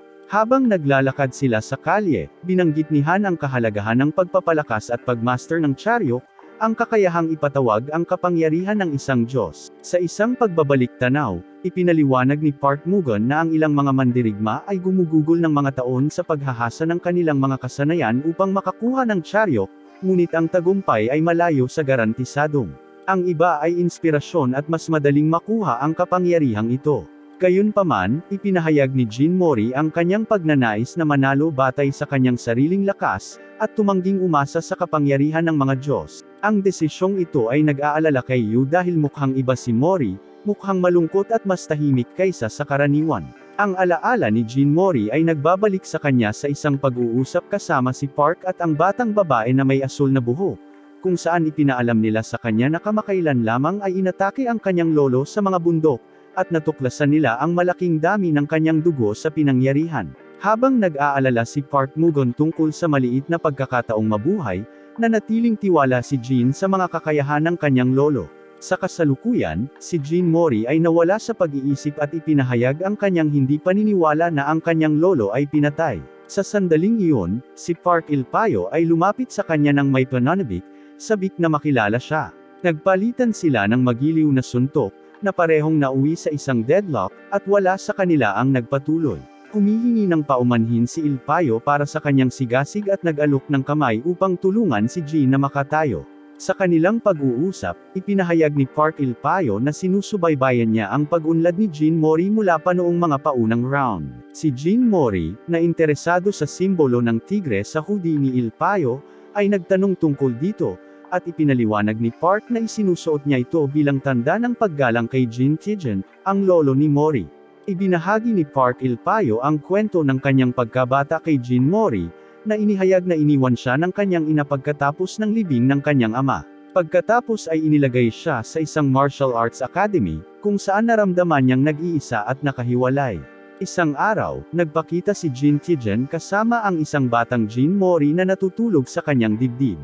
Lumapit si Jean Tijen kay Park Ilpayo, ipinaliwanag na nakipaglaban siya kasama ang lolo ni Ilpayo sa isang digmaan. Binigyan niya si Ilpayo ng isang libro ng martial arts techniques na tinatawag na Tika Ayon, na pinag-aralan ng kanyang lolo sa buong buhay niya. Hinikayat ni Jean Tijen si Ilpayo na lumaki ng mabilis at maging isang mahusay na manlalaban. Sa kanyang pag-alis, napansin ni Ilpayo ang simbolo ng tigre sa uniforme ni Jean Tijen, na nag-iwan ng pangmatagalang impresyon sa kanya. Sa kanilang pag-uusap, hinarang ni Ilpayo ang isang pag-atake na naglalayong kay Jean Mori, gamit ang kanyang mga kasanayan upang pigilan ang mga ngipin ng peteng na inilunsad ni Jekyll. Pagkatapos ay hinarap ni Ilpayo si Jekyll, binabalaan siya na huwag saktan ang mga inosenteng tao. Ang isang flashback ay nagpapakita ng Ilpayo na naghahatid ng isang malakas na suntok kay Jekyll, na nag-iiwan ng matinding impresyon sa kanya. Pagkatapos, umalis si Jekyll, at binalaan ni Ilpayo si Jean Mori tungkol sa panganib na idinudulot ni Jekyll. Si Jean Mori ay nagulat at nagpapasalamat sa tulong ni Ilpayo, na napagtanto na hindi niya mapipigilan ang pag-atake kung wala siya. Lumipat ang eksena sa pagsasanay ni Jean Mori habang nagsusumikap siyang maging mas malakas. Pumasok si Q sa opisina ni Park na may galit, nagtatanong kung bakit pinayagan ni Park na patayin ang pamilya ng namatay na presenter. Bilang tugon, sinaktan ni Park si Q at ipinaalala sa kanya na kailangan niyang bayaran ang pinsalang dulot ng apartment sa kanilang laban. Ipinaalam din niya kay Q na 9 na buwan ng kanyang sweldo ay ibabawas bilang resulta ng kanyang mga aksyon. Nang maglaon, sa isang rooftop, ipinaliwanag ng babaeng may asul na buhok kay Q na lumikha siya ng isang peking katawan upang linlangan ang kanilang mga kaaway habang ang tunay na asawa at anak na babae ay inilipat sa isang ligtas na lokasyon. Samantala, kinukuha ni Q ang isang barya mula sa ilalim ng isang soda machine, at si Han, na nagtatrabaho sa parehong lokasyon, ay nagmamasid sa kanya. Lumapit si Han kay Q at nag-alok. Gusto niyang turuan siya ni Q kung paano gamitin si Charyok, at bilang kapalit, ipinangako ni Han na maghahanda siya ng tanghalian araw-araw, na nagpapahintulot kay Q na makatipid ng pera na gagastusin niya sa pagkain. Ang motibasyon ni Han ay maging mas malakas kaysa kay Jean Mori at sa huli ay talunin siya. Nararamdaman niya na si Jean Mori ay nababagabag, at gusto ni Han na maging isang maaasahang kaalyado. Nakipagpulong si Park sa mga organizer ng tournament at ibinunyag na pinupuntirya sila ng isang mapanganib na relihiyosong kulto na tinatawag na Nox. Hinihimok niya ang mga ito na alisin ang sinumang miyembro ng organisasyong ito kung makaharap sila. Samantala, ang mga miyembro ng kultong Nox ay nagtitipon at ang kanilang pinuno ay nagdeklara ng digmaan sa mga organizers ng God of High School Tournament. Sa isa pang eksena, inalala ni Jean Mori ang kanyang ika-17 na kaarawan at ang matagal niyang paghihiwalay sa kanyang lolo, si Jean Tijen. Naalala niya na iniwan siya ng kanyang lolo upang harapin ang mga mapanganib na kalaban noong siya ay bata pa. Si Q at Han ay sorpresahin siya ng mga pagbati sa kaarawan, nagdadala ng pagkain at nagpapalipas ng gabi sa paglalaro at pagsasaya ng magkasama. Nakipagkasunduan sila para manalo sa tournament kahit hindi makakasali si Han dahil sa kanyang pagkakasuspinde. Kinabukasan, nakatanggap si Jean Mori ng liham na naglalaman ng mapa at larawan ng kanyang lolo, na ipinakitang nakagapos ng mga tanikala, na nag-aalala tungkol sa kanyang kaligtasan. Si Jean Mori ay nagmamadaling sumakay sa kanyang bisikleta, determinadong iligtas ang kanyang lolo. Siya ay humihingi ng paumanhin kay Q at Han, na nangangakong babalik sa oras para sa paligsahan. Samantala, nagsimula na ang quarterfinals, na nagtatampok ng laban sa pagitan ng Seoul at Jeju, dalawang koponan na naseeded sa tournament sa huling minuto. Hinahanap ni Q at Han si Jean Mori ngunit hindi niya ito makita kahit saan. Biglang sumulpat ang babaeng may asul na buhok at ipinaalam sa kanila na magsisimula na ang laban, na hinihimok silang bumalik sa stadium. Nagbabala siya na kung hindi dumating si Jean Mori bago ang kanyang turn, siya ay madi-disqualify, at ang kanilang koponan ay maaalis sa paligsahan. Nang maglaon, nag-iisa si Q sa ring dahil na-disqualify si Han kanina. Nagpasya siyang bumili ng oras para makabalik si Jean Mori, tulad ng paghahanda niya upang harapin ang kalabang koponan. Dumating sila na may suot na itim na damit, na nagpapataas ng mga hinala na maaaring nauugnay sila sa organisasyon ng Nox. Ang manlalaban na nakatakdang makipaglaban kay Yu ay nagtanggal ng kanyang robe, ipinakita ang kanyang matipunong katawan at isang kahoy na espada na pag-aari ng ama ni Yu, na nagdaragdag ng tensyon sa paparating na laban. Sa gitna ng kanyang laban, nabasag ang kahoy na espada ni Yu, at ipinakita ng kanyang mabigat na kalaban ang isang pambansang kayamanan na kilala bilang Feng Xian, na ginagamit ang napakalaking kapangyarihan nito. Ang paghahayag na ito ay nabigla kay Yu, dahil hindi niya alam ang espadang nakatago sa loob ng kanyang sandata. Tinutuya siya ng kanyang matipunong kalaban, na itinatampok na sa kabila ng mga taon ng pagsasanay, hindi niya napagtanto ang tunay na katangian ng kanyang espada. Habang nagpapatuloy ang matinding labanan, nagawa ni Yu na desarmahan sandali ang kanyang kalaban. Gayunpaman, kapag sinubukan niyang hawakan ang espada, nakilala niya ito bilang kanya, ngunit agad itong nawala sa kanyang pagkakahawak at muling lumitaw sa kamay ng kanyang kalaban. Ipinaliwanag niya na kinikilala ng espada ang tunay na may-ari nito, at ngayon ay kinikilala na siya nito. Samantala, dumating si Jean Mori sa isang abandonadong lokasyon sa pagtugis sa kanyang lolo, para lamang matuklasan ang isang nakakagambalang eksena. Natagpuan niya ang isang tao na nagpapanggap sa kanyang lolo, at kapag ang ulo ng impostor na ito ay tumalikod at pagkatapos ay pumutok, nagre-resulta ito sa isang sakuna na pagsabog, na nagwawasak sa paligid. Isang misteryosong lalaki ang lumitaw at ipinaalam kay Jean Mori na ang kanyang intensyon ay alisin ang pinakamalakas na kakumpetensya sa paligsahan sa kanyang paghahanap na maabot ang susi. Si Jean Mori, na walang takot, ay naghahanda para sa isang mabangis na labanan habang ang lalaki ay dumarami sa maraming magkakaparehong clone. Kasabay nito, patuloy na tinitiis ni Yu ang isang malupit na pambubugbog mula sa kanyang makapangyarihang kalaban, na kinukutsa siya dahil sa kanyang inaakalang kawalan ng lakas. Ang paghahanap ni Pan kay Jean Mori ay humantong sa kanya sa isang silid kung saan natuklasan niya si Pam na nakahandusay sa lupa. Pagpasok niya sa silid, lumitaw ang isang babae, na nag-udyok kay Hana makipaglaban sandali. Gayunpaman, nagpasya siya na wala siyang oras na mag-aksaya sa paghaharap na ito. Sa gitna ng pagtatagpo na ito, pumasok si Diyos simbolo ng salapi jiggle sa silid at nakitang pinapayuhan ang babae para sa kanyang mga aksyon. Pagkatapos, bumalik tayo sa laban ni Jean Mori, at nagpupumilit siyang talunin ang mga clone dahil sa napakaraming bilang ng mga ito. Lahat sila ay inilunsad ang kanilang mga sarili sa kanya, sumisira sa sahig. Sa pagbagsak nila, napagtanto ni Jean Mori na naruroon ang walang buhay na katawan ng mga miyembro ng koponan ng Jeju na kinakalaban ni Yu. Ipinaliwanag ng lalaki na pinatay nila ang mga miyembro ng koponan ng Jeju at ipinalagay ang kanilang mga pagkakakilanlan upang matiyak ang tagumpay laban sa koponan ni Jean Mori. Idiniin ni Jean Mori ang ilang mga punto sa kanyang katawan, na nagpapamanhid sa kanyang sarili sa susunod na oras. Samantala, patuloy na dinaig ng matipunong kalaban si Yu, at wala siyang lakas para ipagtanggol ang sarili. Tinutuya niya ito, na nagmumungkahi na hindi na babalik si Jean Mori. Si Yu ay nagsimulang gumanti nang malaman na ang kanyang kaibigan ay nasaktan. Gayunpaman, ang kanyang mga pag-atake ay walang kapangyarihan na magdulot ng anumang pinsala. Ang maskuladong kalaban ay naghatid ng isang malakas na suntok, na naging dahilan upang mawalan ng malay si Yu. Gayunpaman, sa sandaling iyon, natagpuan niya ang kanyang sarili na nasuspine sa hangin, at nagsimulang lumubog sa kanyang subconscious. Naririnig niya ang tinig ng isang Diyos ng digmaan at naalala niya ang masasayang alaala na ibinahagi niya sa kanyang mga kaibigan. Nagpasya ang Diyos ng digmaan na ibigay sa kanya ang mga kapangyarihan nito. Bumangon si Yu, at nasaksihan namin ang kanyang kakayahang ipatawag ang Diyos na pinangalanang Lubu. Bilang isang resulta, ang kanyang espada ay bumalik sa kanyang kamay. Ginamit din ng maskuladong lalaki ang kanyang Choraek, Kraken, ngunit madali siyang natalo ni Yu. Idineklara ng tagapagbalita na si Yu ang nanalo, ngunit nakaramdam siya ng labis na pagod at bumagsak sa lupa. Bago bumagsak sa lupa, dumating si Jin Mori at inalalayan siya. Nakahinga si Yu nang makita siya. Pagkatapos ay ibinalita ng nagtatanghal ang pagsisimula ng ikalawang laban. Habang ginagamit nila ang mga pinsala, ipinahayag ni Han ang kanyang kaligayahan na nakuha niya si Choraek.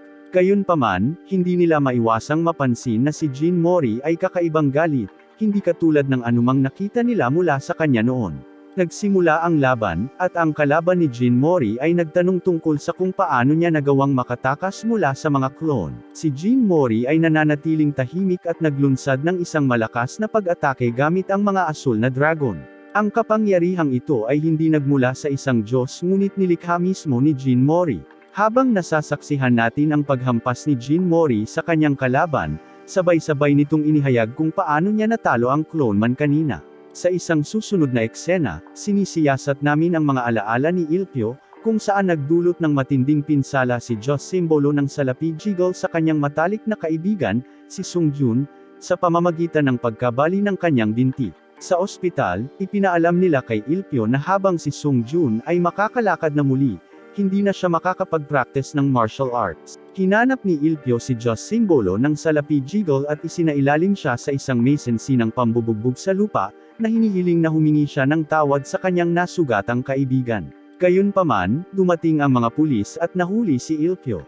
Kasunod ng insidenteng ito, paglabas niya sa istasyon ng pulisya, isang lalaki sa labas ang nag-abot sa kanya ng sulat. Ipinahayag na ang liham na ito ay isang imbitasyon na lumahok sa paligsahan ng God of High School. Matapos isaalang-alang ang alok, siya at ang ibang babae ay nagpasya na sumali sa paligsahan na may pag-asa na ang premyong pera ay makakatulong sa kanilang kaibigan. Ipinaliwanag ni Park kina Jin Mori, Han, at Yuwa ang nangyari kasama ang impostor na Jeju team.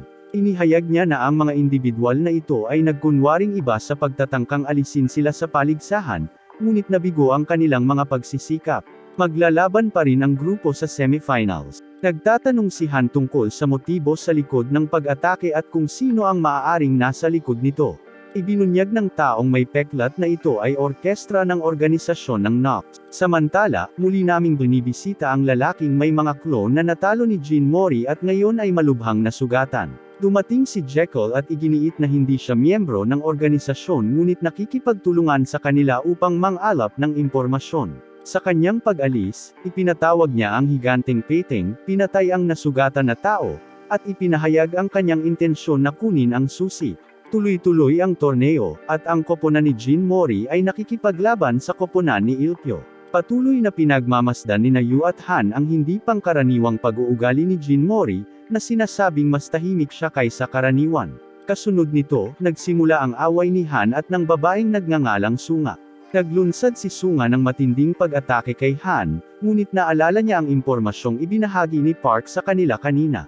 Ipinaliwanag ni Park na ang layunin ni Nox ay pigilan ang iba na gamitin ang kapangyarihan ni Charyok, at ang mga nakakabisa nito ay dapat sumali sa kanilang organisasyon. Ito ang dahilan kung bakit dinukot nila ang lolo ni Jin Mori, na nagtataglay ng napakalaking kapangyarihan.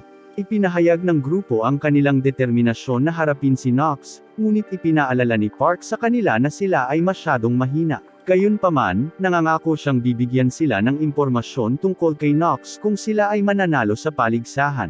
Sa gitna ng laban, pinaulanan ni Han ng malakas na welga ang babae, na nagpabagsak sa kanya sa isang sulok ng ring. Pinayuhan siya ni Ilpyo na huwag magpatuloy dahil ang mga posibilidad ay nakasalansan laban sa kanya. Gayunpaman, determinado siyang tumanggi na sumuko, na binibigyang diin na tumanggi siyang matakot sa parehong kapalaran na nangyari kay Sunga. Determinado siyang parangalan ang alaala ng kanyang kaibigan sa pamamagitan ng pakikipaglaban hanggang sa kanyang huling hininga. Sa determinasyong ito, naglunsad siya ng isa pang pag-atake kay Han, ngunit ang kanyang lakas ay hindi masusupol, at siya ay nanalo. Nilapitan ni Han si Jean Mori, na nagpapakita ng ibang kilos, at tiniyak sa kanya na sila, bilang isang koponan, ay magkakasamang mananalo sa paligsahan. Kasunod nito, niyakap sila ni Yu, na idiniin ang kahalagahan ng kanilang pagkakaisa at suporta sa isa't isa. Si Jean Mori, na naantig sa mga salita ng kanyang kaibigan, ay napagtanto na siya ay kumikilos ng mali at bumalik sa kanyang mapaglaro at masayahing sarili. Samantala, pinagmamasdan ni Ilpyo ang kanilang pakikipag-ugnayan ng may kalungkutan habang inaasikaso nila ang kanyang natalong kaibigan. Hindi nagtagal ay dumating si Jean at kinilala na binanggit ni Sunga ang kanilang paglahok sa paligsahan. Nagpahayag siya ng pasasalamat kay Ilpyo para sa kanyang pag-aalala tungkol sa kanyang binti. Gayunpaman, hinihikayat niya itong ipaglaban hindi para sa kanya kundi para sa sarili niyang mga hangarin, lalo na ang kagustuhan niyang harapin si Jean Mori. Dahil sa kanyang mga salita, naghahanda si Ilpyo na bumalik sa ring, na sinasabing handa na siyang gawin ito. Sa ibang eksena, nasaksihan natin ang pinuno ng Nox, Sang, na pinakawalan ang kanyang nakamamatay na kapangyarihan, na nagwasak-watek ng ilang individual. Ang kanyang mga aksyon ay nag-ambala ni Park, na tila muling lumitaw pagkatapos ng mahabang pagkawala. Inamin ni Sang na matagal na mula noong nagpakita si Park at pagkatapos ay nagpatuloy na ihayag ang kanyang kaalaman tungkol sa layunin ni Park na ayusin ang paligsahan sa paghahanap ng dormant key. Kasunod ng paghahayag na ito, nagsagawa si Sang ng isang makapangyarihang spell na nagpapakita ng isang simbolo sa kalangitan, na naglalabas ng isang tumatagos na liwanag na bumubulusok sa langit, na lumilikha ng isang portal. Sa pamamagitan ng portal na ito ay bumaba ang isang napakalaking espada, ang mismong isa na minsang nagpakita sa lolo ni Jean Mori. Kasunod nito, bumalik tayo sa kasalukuyang tournament, kung saan nakatakdang magsimula ang inaabangang labanan sa pagitan ni Jean Mori at Ilpyo. Sa pagsisimula ng laban, tapat na ipinaalam ni Ilpyo kay Jean Mori na ang kanyang kasalukuyang kakayahan sa taekwondo ay hindi magiging sapat upang talunin siya. Si Ilpyo ay nagpapatuloy sa pagbabalangkas ng tatlong mahahalagang pagkakamali na pinaniniwalaan niyang ginagawa ni Jean Mori, isang kawalan ng kakayahan na humawak ng malapit na labanan, pag-anunsyo ng kanyang mga pag-atake ng malakas, at mga diskarte na naglalagay ng labis na strain sa kanyang sariling katawan. Sinimulan ni Ilpyo ang mga suntok kay Jean Mori, na tila walang magawa. Sinasamantala ni Ilpyo ang pagkakataon na tuyain si Jean Mori, na nagmumungkahi na ang kanyang lolo ay madidismaya sa kanyang kasalukuyang kahinaan. Sa mahalagang sandali na ito, pinag-iisipan ni Jean Mori kung paano babaguhin ang takbo ng labanan, at biglang gumamit ng diskarteng estilong Moonlight Sword, na ikinagulat mo at ni Ilpyo. Ang pamamaraan na ito ay nagpapatunay na epektibo dahil ito ay nakakapinsala sa Ilpyo. Sinundan ni Jean Mori ang diskarteng Black Tortoise ni Han, na nagpapakita na aktibong tinutugunan niya ang mga kahinaang natukoy ni Ilpyo kanina. Ibinalik ang aming atensyon sa portal, isang anino na may maladyos na katangian ang lumitaw at nagpapuwersa sa higanteng espada, na nagsasabing inaasahan niyang ang maladyos na nilalang na ito ay pumutol sa mga organizer ng tournament. Gayunpaman, namagitan si Park sa pamamagitan ng pagpapatawag ng isang hugis krus na kalasag, na pinipigilan ang espada na magdulot ng kalituhan sa lungsod. Kasunod nito, ang isang lalaki na may suot na sombrero, na sinamahan ng isang grupo ng mga drummer, ay nagsasagawa ng isang serye ng mga invocation, na nagbukas ng isa pang portal. Mula sa portal na ito, lumabas ang mga kamay at hinawakan ang espada. Ito ay nagiging maliwanag na ang kanilang pinuno ay nagpatawag ng isa sa 6 na makapangyarihang nilalang. Samantala, sa mga lansangan ng lungsod, nakikita ng mga organizer ang kanilang sarili na nakikipaglaban sa mga tagasunod ng Nox. Nagpupumilit si Park na mapanatili ang cross-shaped shield, na bumubuo pa rin ng protective barrier. Sa kritikal na yugtong ito, lumabas ang isang nilalang mula sa pangalawang portal, ikinapit ang mga panga nito sa espada at naging sanhi ng pagkabasag nito. Ang mga organizer ay nagbubunyi sa kagalakan, ipinagdiriwang ang kanilang matapang na tagumpay. Kasunod ng mga kaganapang ito, bumalik tayo sa matinding labanan sa pagitan ni Jean Mori at Ilpyo, kung saan itinutulak ng dalawang manlalaban ang kanilang sarili sa limitasyon, na inilalabas ang buong lawak ng kanilang kapangyarihan. Nagiging maliwanag na si Ilpyo ay nagbibigay ng gabay kay Mori sa buong laban, na humahantong sa isang kahangahangang pagpapakita ng lakas ng militar. Sa isang sandali ng pagmumuni-muni, nasilip namin ang isang alaala mula sa nakaraan ng bumisita sina Jin Tijan at Jin Mori sa Ilpyo sa Martial Arts Academy.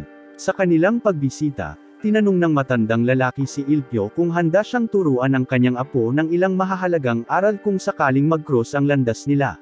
Kapansin-pansin, tinupad ni Ilpyo ang pangakong ito sa pamamagitan ng pagbibigay ng kanyang kaalaman kay Jin Mori. Habang ang labanan ay umabot sa kasukdulan nito, tuluyang bumagsak si Ilpyo sa lupa, natalo ngunit kontento.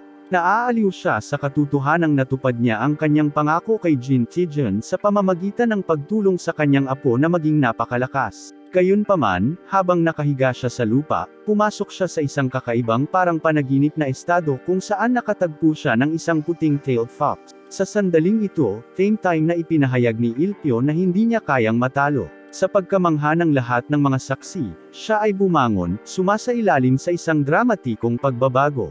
Ang kanyang buhok ay nagiging puti, ang kanyang mga mata ay kumikinang na dilaw, at siya ay nagpapakita ng siyam na nagninangas na buntot. Ang kahangahangang pagbabagong ito ay nagpasindik sa lahat, kabilang sina Park at Sang, dahil ang kapangyarihang nagmumula sa Ilpyo ay higit pa sa anumang nasaksihan nila.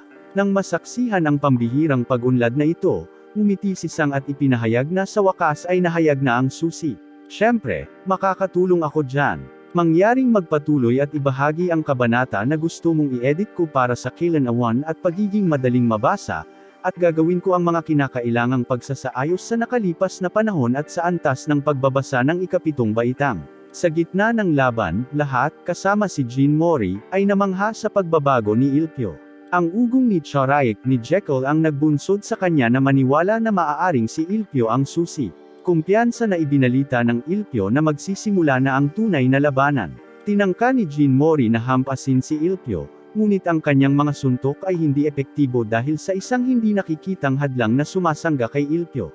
Bilang tugon, naglunsad si Ilpyo ng sunod-sunod na mapangwasak na pag-atake, na nagdulot kay Jin Mori na itinapon sa lupa, na hindi sigurado kung paano malalampasan ang mabigat na kalaban na ito.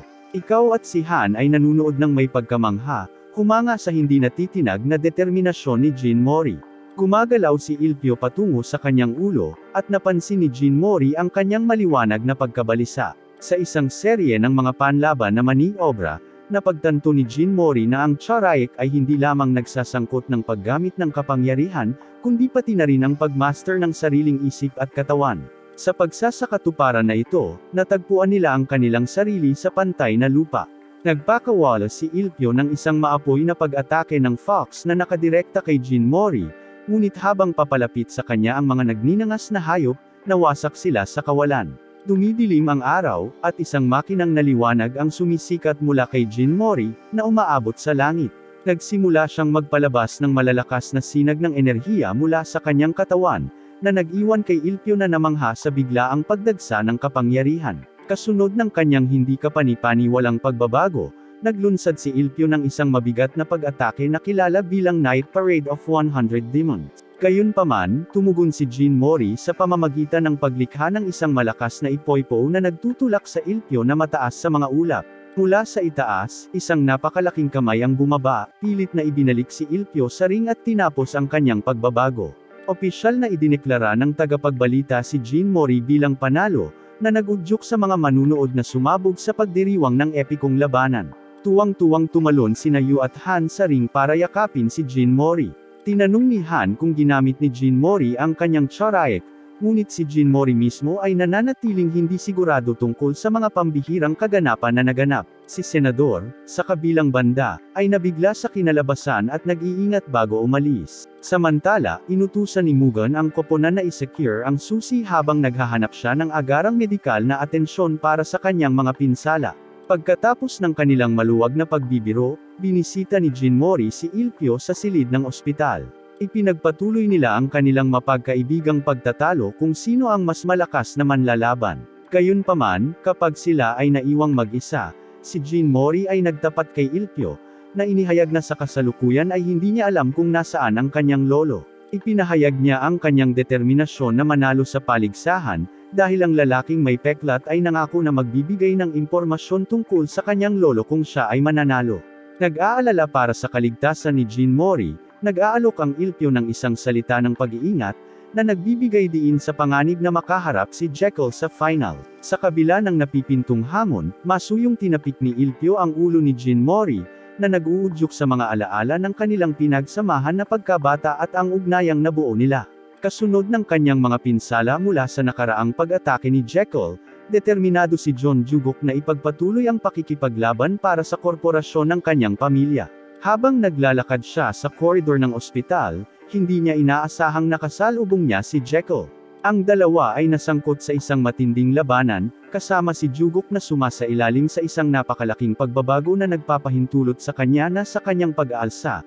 Nakuha niya ang mga kaibigan ni Ilpyo, na nakulong sila sa kanyang katawan. Si Ilpyo, sa kabila ng paggaling mula sa kanyang sariling mga pinsala, ay sinubukang harapin si Jugok ngunit lubhang nanghina. Si Jekyll ay namagitan sa pamamagitan ng paggamit ng kanyang mga ngipin ng pating upang mabutas ang napakapangit na anyo ni Jugok, matagumpay na nailigtas ang batang babae na hinihigop. Gayunpaman, inilabas ni Jugok ang kanyang tissue sa katawan, na nakuha ang mga kaibigan ni Ilpyo sa proseso. Bagamat sinubukan ng batang babae na nakulong sa loob ni Jugok, nagpatuloy ang galit ni Jugok, na humantong sa isang malagim na engkwentro kung saan ipinatawag ni Jekyll ang kanyang pating, na nagresulta sa pagkamatay ng batang babae at malubhang pinsala sa lalaki. Nasaksihan ang paghihirap ng kanyang mga kaibigan, nilamon ng galit si Ilpyo. Hinawakan niya si Jekyll, at lumaki ang kanilang labanan, na humahantong sa pagbagsak nilang dalawa mula sa tuktok ng isang gusali. Sa isang hiwalay na eksena, gumawa ng deklarasyon si Sang, ang pinuno ng Nox, habang naglalakad sa kalye. Inanunsyo niya na sa wakas ay natukoy na niya ang susi at naglabas ng mga lumilipad na halimaw sa lugar. Bilang tugon sa tumitinding banta na ito, nagpasya si Park na wakasan ang God of High School Tournament. Sa gitna ng tumitinding kaguluhan, isang napakalaking maladyos na figure ang bumaba sa portal. Ang maaliwalas na presensya nito ay nagdulot ng pagkamangha at pangamba kina Jean Mori, Hugh, at Han. Si Sang, ang pinuno ng Nox, ay tila natutuwa sa mga kaganapang ito, na idineklara ito bilang parehong simula at wakas ng isang bagay na makabuluhan. Palaipat-lipat ang mga eksena, nasasaksihan natin ang lolo ni Jugok, na determinadong ipaghiganti ang kaunos-lunos na pagkamatay ng kanyang apo, kahit na nangangahulugan ito ng pag-aalay ng sarili niyang buhay para sa layuning ito. Ang salaysay pagkatapos ay sumasalamin sa backstory ni Jekyll, na nagbigay liwanag sa kanyang nakaraan. Nabatid na sa pilitang hiniwalayan siya ng kanyang ina at isinailalim sa matinding pagsasanay sa pag-asang maging panalo, at magmana ng yaman ng pamilya. Sa kabila ng mga mapangwasak na suntok mula kay Ilpyo sa kanilang labanan, si Jekyll ay matatag na tumanggi na yakapin ang tatak ng talunan na iniugnay ng kanyang ama sa kanyang ina. Bumalik sa kasalukuyan, sina Jekyll at Ilpyo ay nakakulong sa isang mabangis na labanan, kung saan pareho nilang pinakawalan ang kanilang kapangyarihan ng Charaik sa kanilang buong lawak. Kinain na siya ng galit ni Ilpyo, nabubulag siya sa pangangatuwiran, habang kinikilala ni Jekyll ang pagbabagong ito, na inihalin tulad si Ilpyo sa isang hindi kilalang hayop. Samantala, natagpuan ng mga organizer ng tournament ang kanilang sarili na nakikipaglaban sa mga lumilipad na halimaw na lumabas mula sa portal. Tuwang-tuwa si Q, dahil naninindigan siyang kumita ng malaking halaga para sa bawat halimaw na kanyang aalisin, na plano niyang gamitin upang mabayaran ang kanyang utang. Si Park ay namagitan, na lumilikha ng isang proteksyon na kalasag sa kalangitan upang pigilan ang pababang Diyos na gumawa ng kalituhan sa lungsod, na nagsasabing, ang pinuno ng Nox, ay nagbubunyag ng kanyang masasamang layunin, na pawiin ang bawat fragment ng mundo mismo. Nagpatuloy si Ilpyo sa kanyang pag-atake laban kay Jekyll, ngunit gumanti si Jekyll sa pamamagitan ng pagtawag sa isang napakapangit na nilalang na kumagat sa Ilpyo, na naging dahilan upang bumalik siya sa kanyang orihinal na estado. Ang susi, na nasa loob ng Ilpyo, ay lumipad sa himpapawid, na naging sentro ng pakikibaka habang maraming individual ang nag-aagawan para sa pag-aari. Sa huli, nagawang hawakan ni Sang ang susi, para lamang itong mabilis na sinipa ni Jean Mori, na naguguluhan kung bakit ang lahat ay mahigpit na nakikipaglaban para dito. Samantala, patuloy na pinananatili ni Park ang proteksyon na kalasag, na nilalabanan ang mapanirang puwersa ng pababang Diyos. Bilang tugon sa tumitinding krisis, ang gobyerno ng Estados Unidos ay naglunsad ng mga nuclear missiles at inalis ang alyansa nito sa Mugon, na iginiit na ang kanilang advanced na teknolohiya ay ginagawang walang kapangyarihan ang mga lumang Diyos. Dahil sa ganitong kakilakilabot na sitwasyon, may nag-aalerto kay Park, na gumawa ng spell para dalhin ang mga kalahok sa tournament sa isang malayong lokasyon sa gitna ng mga bundok. Gayunpaman, ang Ilpyo ay nagtamo ng malubhang pinsala sa proseso. Ginagamit ni Han ang kanyang chariot na nagtataglay ng mga katangian ng pagpapagaling, upang alagaan ang mga nasugatang kaibigan ni Ilpyo.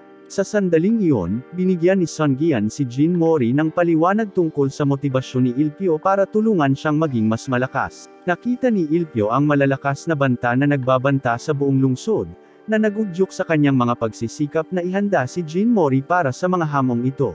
Sa sandaling iyon, nagkamalay si Ilpyo at isiniwalat ni Jin Mori ang presensya ng susi sa kanya. Bagamat nananatiling hindi alam ni Ilpyo ang kalikasan ng susi o kung bakit ito naninirahan sa loob niya, same time niyang nakikiusap kay Jin Mori na panatilihin itong ligtas at iwasang isuko ito sa sinuman. Muling lumitaw si Jekyll sa eksena at nagtanong tungkol sa kinaroroonan ng susi kina Yu at Han. Gayunpaman, matatag silang tumanggi na ibunyag ang anumang impormasyon, na nagudyok kay Jekyll na maglunsad ng pag-atake laban sa kanila. Sa isang kasunod na eksena, sinimulan ni Jin Mori ang paghahanap sa kanyang mga kaibigan at nadiskubre silang nasa malubhang pinsalang kalagayan. Pinayuhan siya ni Han na tumakas dahil sa sobrang lakas ni Jekyll. Matapang na idineklara ni Jekyll ang kanyang sarili bilang panalo at ipinahayag ang kanyang layunin na angkinan ang lahat, kabilang ang susi bilang kanya. Pagkatapos nito, patuloy na binasag ng Diyos ang kalasag, at sa sandaling iyon, nawala ang lahat ng tao sa lungsod. Ang matandang lalaki, si Jian Yisan, ay nag-teleport sa mga tao sa isang lokasyon sa labas ng lungsod upang protektahan sila mula sa pinsala. Naghiganti lamang siya sa mga pumatay sa kanyang apo. Kasunod nito, tinusok ni Jian ang mga nuclear missiles at ginamit ang kanyang divine power bilang isa sa 6 para sirain ang kalasag ng Diyos. Ang mga lumilipad na halimaw ay namatay sa pagsabog. Sa labanan sa pagitan ni Mori at Jekyll, pareho silang nakaramdam ng malakas na pagsabog at bumalik sa Jian ay nahulog sa lupa, habang si Sang ay nanatiling hindi nasaktan. Nang makita si Jin Mori, tinanong siya ni Sang tungkol sa susi. Gayunpaman, ipinatawag ni Jekyll ang mga halimaw na nakapaligid sa mga kaibigan ni Mori, gamit ang isang galami na lumabas mula sa kanyang likuran. Kinapos ni Jekyll si Jin Mori at kinuha sa kanya ang nakatagong susi.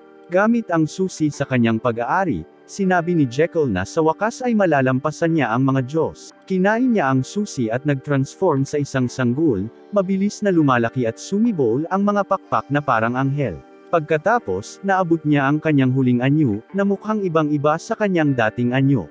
Binanggit ni Jekyll na tadhana na niyang i-absorb ang lahat at bumalik sa wala, at idineklara niya ang kanyang intensyon na patayin ang lahat ng mahihina. Napansin ni Park at ng iba pang organizer na tila natalo ang mga Diyos, ngunit namatay si Jian matapos ang pagsabog, at hindi nila alam kung nasaan si Sang. Samantala, sina Jin Mori, Yu at Han ay nag-iisip na umalis sa lugar nang biglang lumitaw si Jekyll sa kanyang bagong anyo at nagsimulang atakihin sila. Ang kanyang lakas ay napakahusay, at maging si Jin Mori ay nasugatan sa kanyang mga suntok. Nagalit siya kay Jekyll dahil sa pananakit niya sa kanyang mga kaibigan at ginamit niya ang acupuncture technique na itinuro ng matanda. Kasama sa pamamaraang ito ang paghawak sa iba't ibang bahagi ng kanyang katawan upang malampasan ang kanyang pisikal na limitasyon. Sa panibagong lakas, sabay nilang sinimulan si Jekyll, ngunit gumanti ito ng kidlat. Pagkatapos ay lumitaw ang mga higanteng halimaw, sinusubukang durugan sila. Gusto ni Jekyll na magdusa sila bago mamatay at ibinato sa kanila ang parang sibat na kapangyarihan. Gayunpaman, pumasok si Han at Natamon sa likod. Sa kabila ng kanyang mga pinsala, hiniling ni Han sa kanyang mga kaibigan na tumakas. Sa sandaling iyon, nagpakawala ng bagong kapangyarihan si Jin Mori, at nahulog mula sa langit ang isang higanteng staff. Nagulat si Sang sa nasaksihan ito at napagtanto na si Jin Mori ang tagapag-alaga ng susi na si Satan Taizé. Tinanggal ni Mori ang headband sa kanyang noo, na naging korona. Nagbago ang kulay ng kanyang mga mata, at ang mga tauhan ay lumiit sa kanyang laki. Hinawakan ito ni Jin Mori at sinimulang bugbugin si Jekyll. Lahat ng nanunood ay lubos na namangha nang ilabas ni Jin Mori ang kanyang bagong natatagpuang kapangyarihan. Ipinatawag ni Jekyll ang mga dambuhalang halimaw, ngunit madaling tinusok ni Jin Mori ang mga ito gamit ang mga tauhan. Bakas ang kanyang galit habang humihingi ng tawad kay Jekyll dahil sa pananakit niya sa kanyang mga kaibigan. Sinimulan ni Jean Mori na pangalanan ang bawat isa sa mga taong nasaktan ni Jekyll, na naghiganti sa kanilang pagdurusa. Inihagis niya si Jekyll sa lupa sa sobrang bilis. Sa kabila ng kanyang mga pinsala, bumangon si Jekyll at ipinahayag na hinding-hindi siya magiging taunan. Bilang tugon, nagtipon si Jean Mori ng mga ulap sa kalangitan at paulit-ulit na tinamaan ng kidlat si Jekyll. Ipinaalam ni Park sa mga organizer na ang kapangyarihan ni Mori ay hindi hiniram sa isang Diyos ngunit naging banal sa sandaling iyon. Nawala ang pagbabago ni Jekyll at natalo sa lupa, habang si Sang at ang kanyang mga tagasunod ay nawala. Nilapitan ni Hugh at Han si Mori na may mga yakap, nakahinga ng maluwag nang makita siyang bumalik sa dati niyang sarili, gutom at lahat. Gayunpaman, pinilit ni Mori na alalahanin ang mga nangyari, at ang korona sa kanyang ulo ay nagdulot sa kanya ng matinding sakit. Nagawa pang bumangon ni Jekyll, ngunit mabilis na tumanda ang kanyang mukha. Determinado, nag-transform siya sa isang kakatwa, maraming kamay na halimaw. Sinubukan ni Mori na ipatawag muli ang kanyang kapangyarihan, ngunit nabigo sila sa kanya. Noon lang dumating si Ilpyo at pinaalalahanan siyang magtiwala sa mga kasama. Nagyakapan ang apat na magkakaibigan na handang harapin si Jekyll. Nagagalak sila sa kagalakan ng pakikipaglaban sa tabi ng isa't isa, at pinakawalan ni Mori ang kapangyarihan ng mga asul na dragon, sa huli ay napawi ang halimaw. Sa kanyang mga huling sandali, naalala ni Jekyll ang isang alaala ng kanyang ina na nagpaalam sa kanya. Sa kabila ng pagtatangka ni Ilpyo na makipag-ugnayan sa kanya, humiwalay si Jekyll, na nagudyok sa kanya na mamuhay ng magandang buhay. Pagkatapos ay nilamon siya ng isa sa kanyang sariling mga halimaw, na nakilala ang kanyang wakas. Nakuha ni Ilpyo ang ilang fragment ng susi mula sa nawawalang katawan ni Jekyll. Pagkatapos, lumitaw ang isang babae, idineklara ang kanyang sarili na isa sa anim at ang ninuno ng sangkatauhan, na nagsasabing siya ang pinakamalakas at pinakamahalagang figure sa paligsahan. Ipinaalam niya sa kanila na, bilang mga nanalo, sila ay may pribilehiyong gawin ang anumang naisin nila. Sa pagmamadali, nilapitan ni Mori ang babae, ipinahayag ang kanyang pagnanais na humingi ng tulong upang mailigtas ang kanyang lolo. Gayunpaman, sa sandaling iyon, nakilala niya ang mga pangangailangan ng kanyang mga kaibigan, na ang ilan ay nawawala ang mga bahagi ng katawan dahil sa dami ng labanan. Napagtanto ni Mori na hindi siya maaaring maging makasarili at nagpasya na isantabi ang kanyang sariling mga kagustuhan. Sa halip, gumawa siya ng walang pag-iimbot na hiling para sa mga nasugatan na kalahok na maibalik ang kanilang mga katawan sa kanilang orihinal, walang pinsalang estado. Ginamit siya ng babae at mahimalang, ang mga nawalan ng paa o nasugatan ay ganap na gumaling, bumalik sa kanilang kalagayan bago ang labanan. Ipinaalam din niya kay Mori na ang kanyang lolo ay talagang buhay, kahit na ang kanyang presensya ay nakaramdam ng sobrang kahinaan. Napasigaw si Mori sa tuwa nang marinig ang balita, at nawala ang kanyang korona, ngunit nahulog siya sa malalim na pagkakatulog dahil sa pagod. Nag-iba ang eksena, at nagising si Mori mula sa 3 buwang pagkakatulog. Tumungo siya sa kusina, kung saan nakita kanya sa Han na abala sa pagluluto. Sa isang flashback, ipinaalam ng babaeng nagbibigay ng hiling kay Ilpyo na ang mga pangunahing fragment ay nakakalat sa buong mundo. Ipinagkatiwala niya sa kanya bilang tagapag-alaga ng susi, na may tungkuling tipunin sila, dahil ang susi ay nagtataglay ng kapangyarihang hamanin at posibleng talunin ang mga Diyos. Nalaman ni Mori na upang maibalik ang kanyang mga nawalang alaala mula sa labanan, kailangan niyang bisitahin ang tinubuang bayan ni Satan Taisei. Determinado na lumakas, Mori, ikaw at si Han ay nagpasya na magsimula sa isang paglalakbay sa isang malayong lokasyon. Ibinahagi nila ang isang taos-pusong sandali, magkayakap, at ipinahayag ni Mori ang kanyang paniniwala na silang tatlo ay magiging mas matatag na magkasama. Nangako rin siyang mahahanap ang kanyang nawawalang lolo. Sa huling eksena, nananatiling nakakulong si Jin Tijan sa isang madilim na piitan, nawawala ang kanyang braso. Sa kabila ng kanyang mahirap na kalagayan, iniisip niya ang tungkol sa kanyang apo, at matatag na naniniwala na ang kanyang apo ay may kakayahang talunin maging ang mga Diyos at hamanin ang mismong tadhana.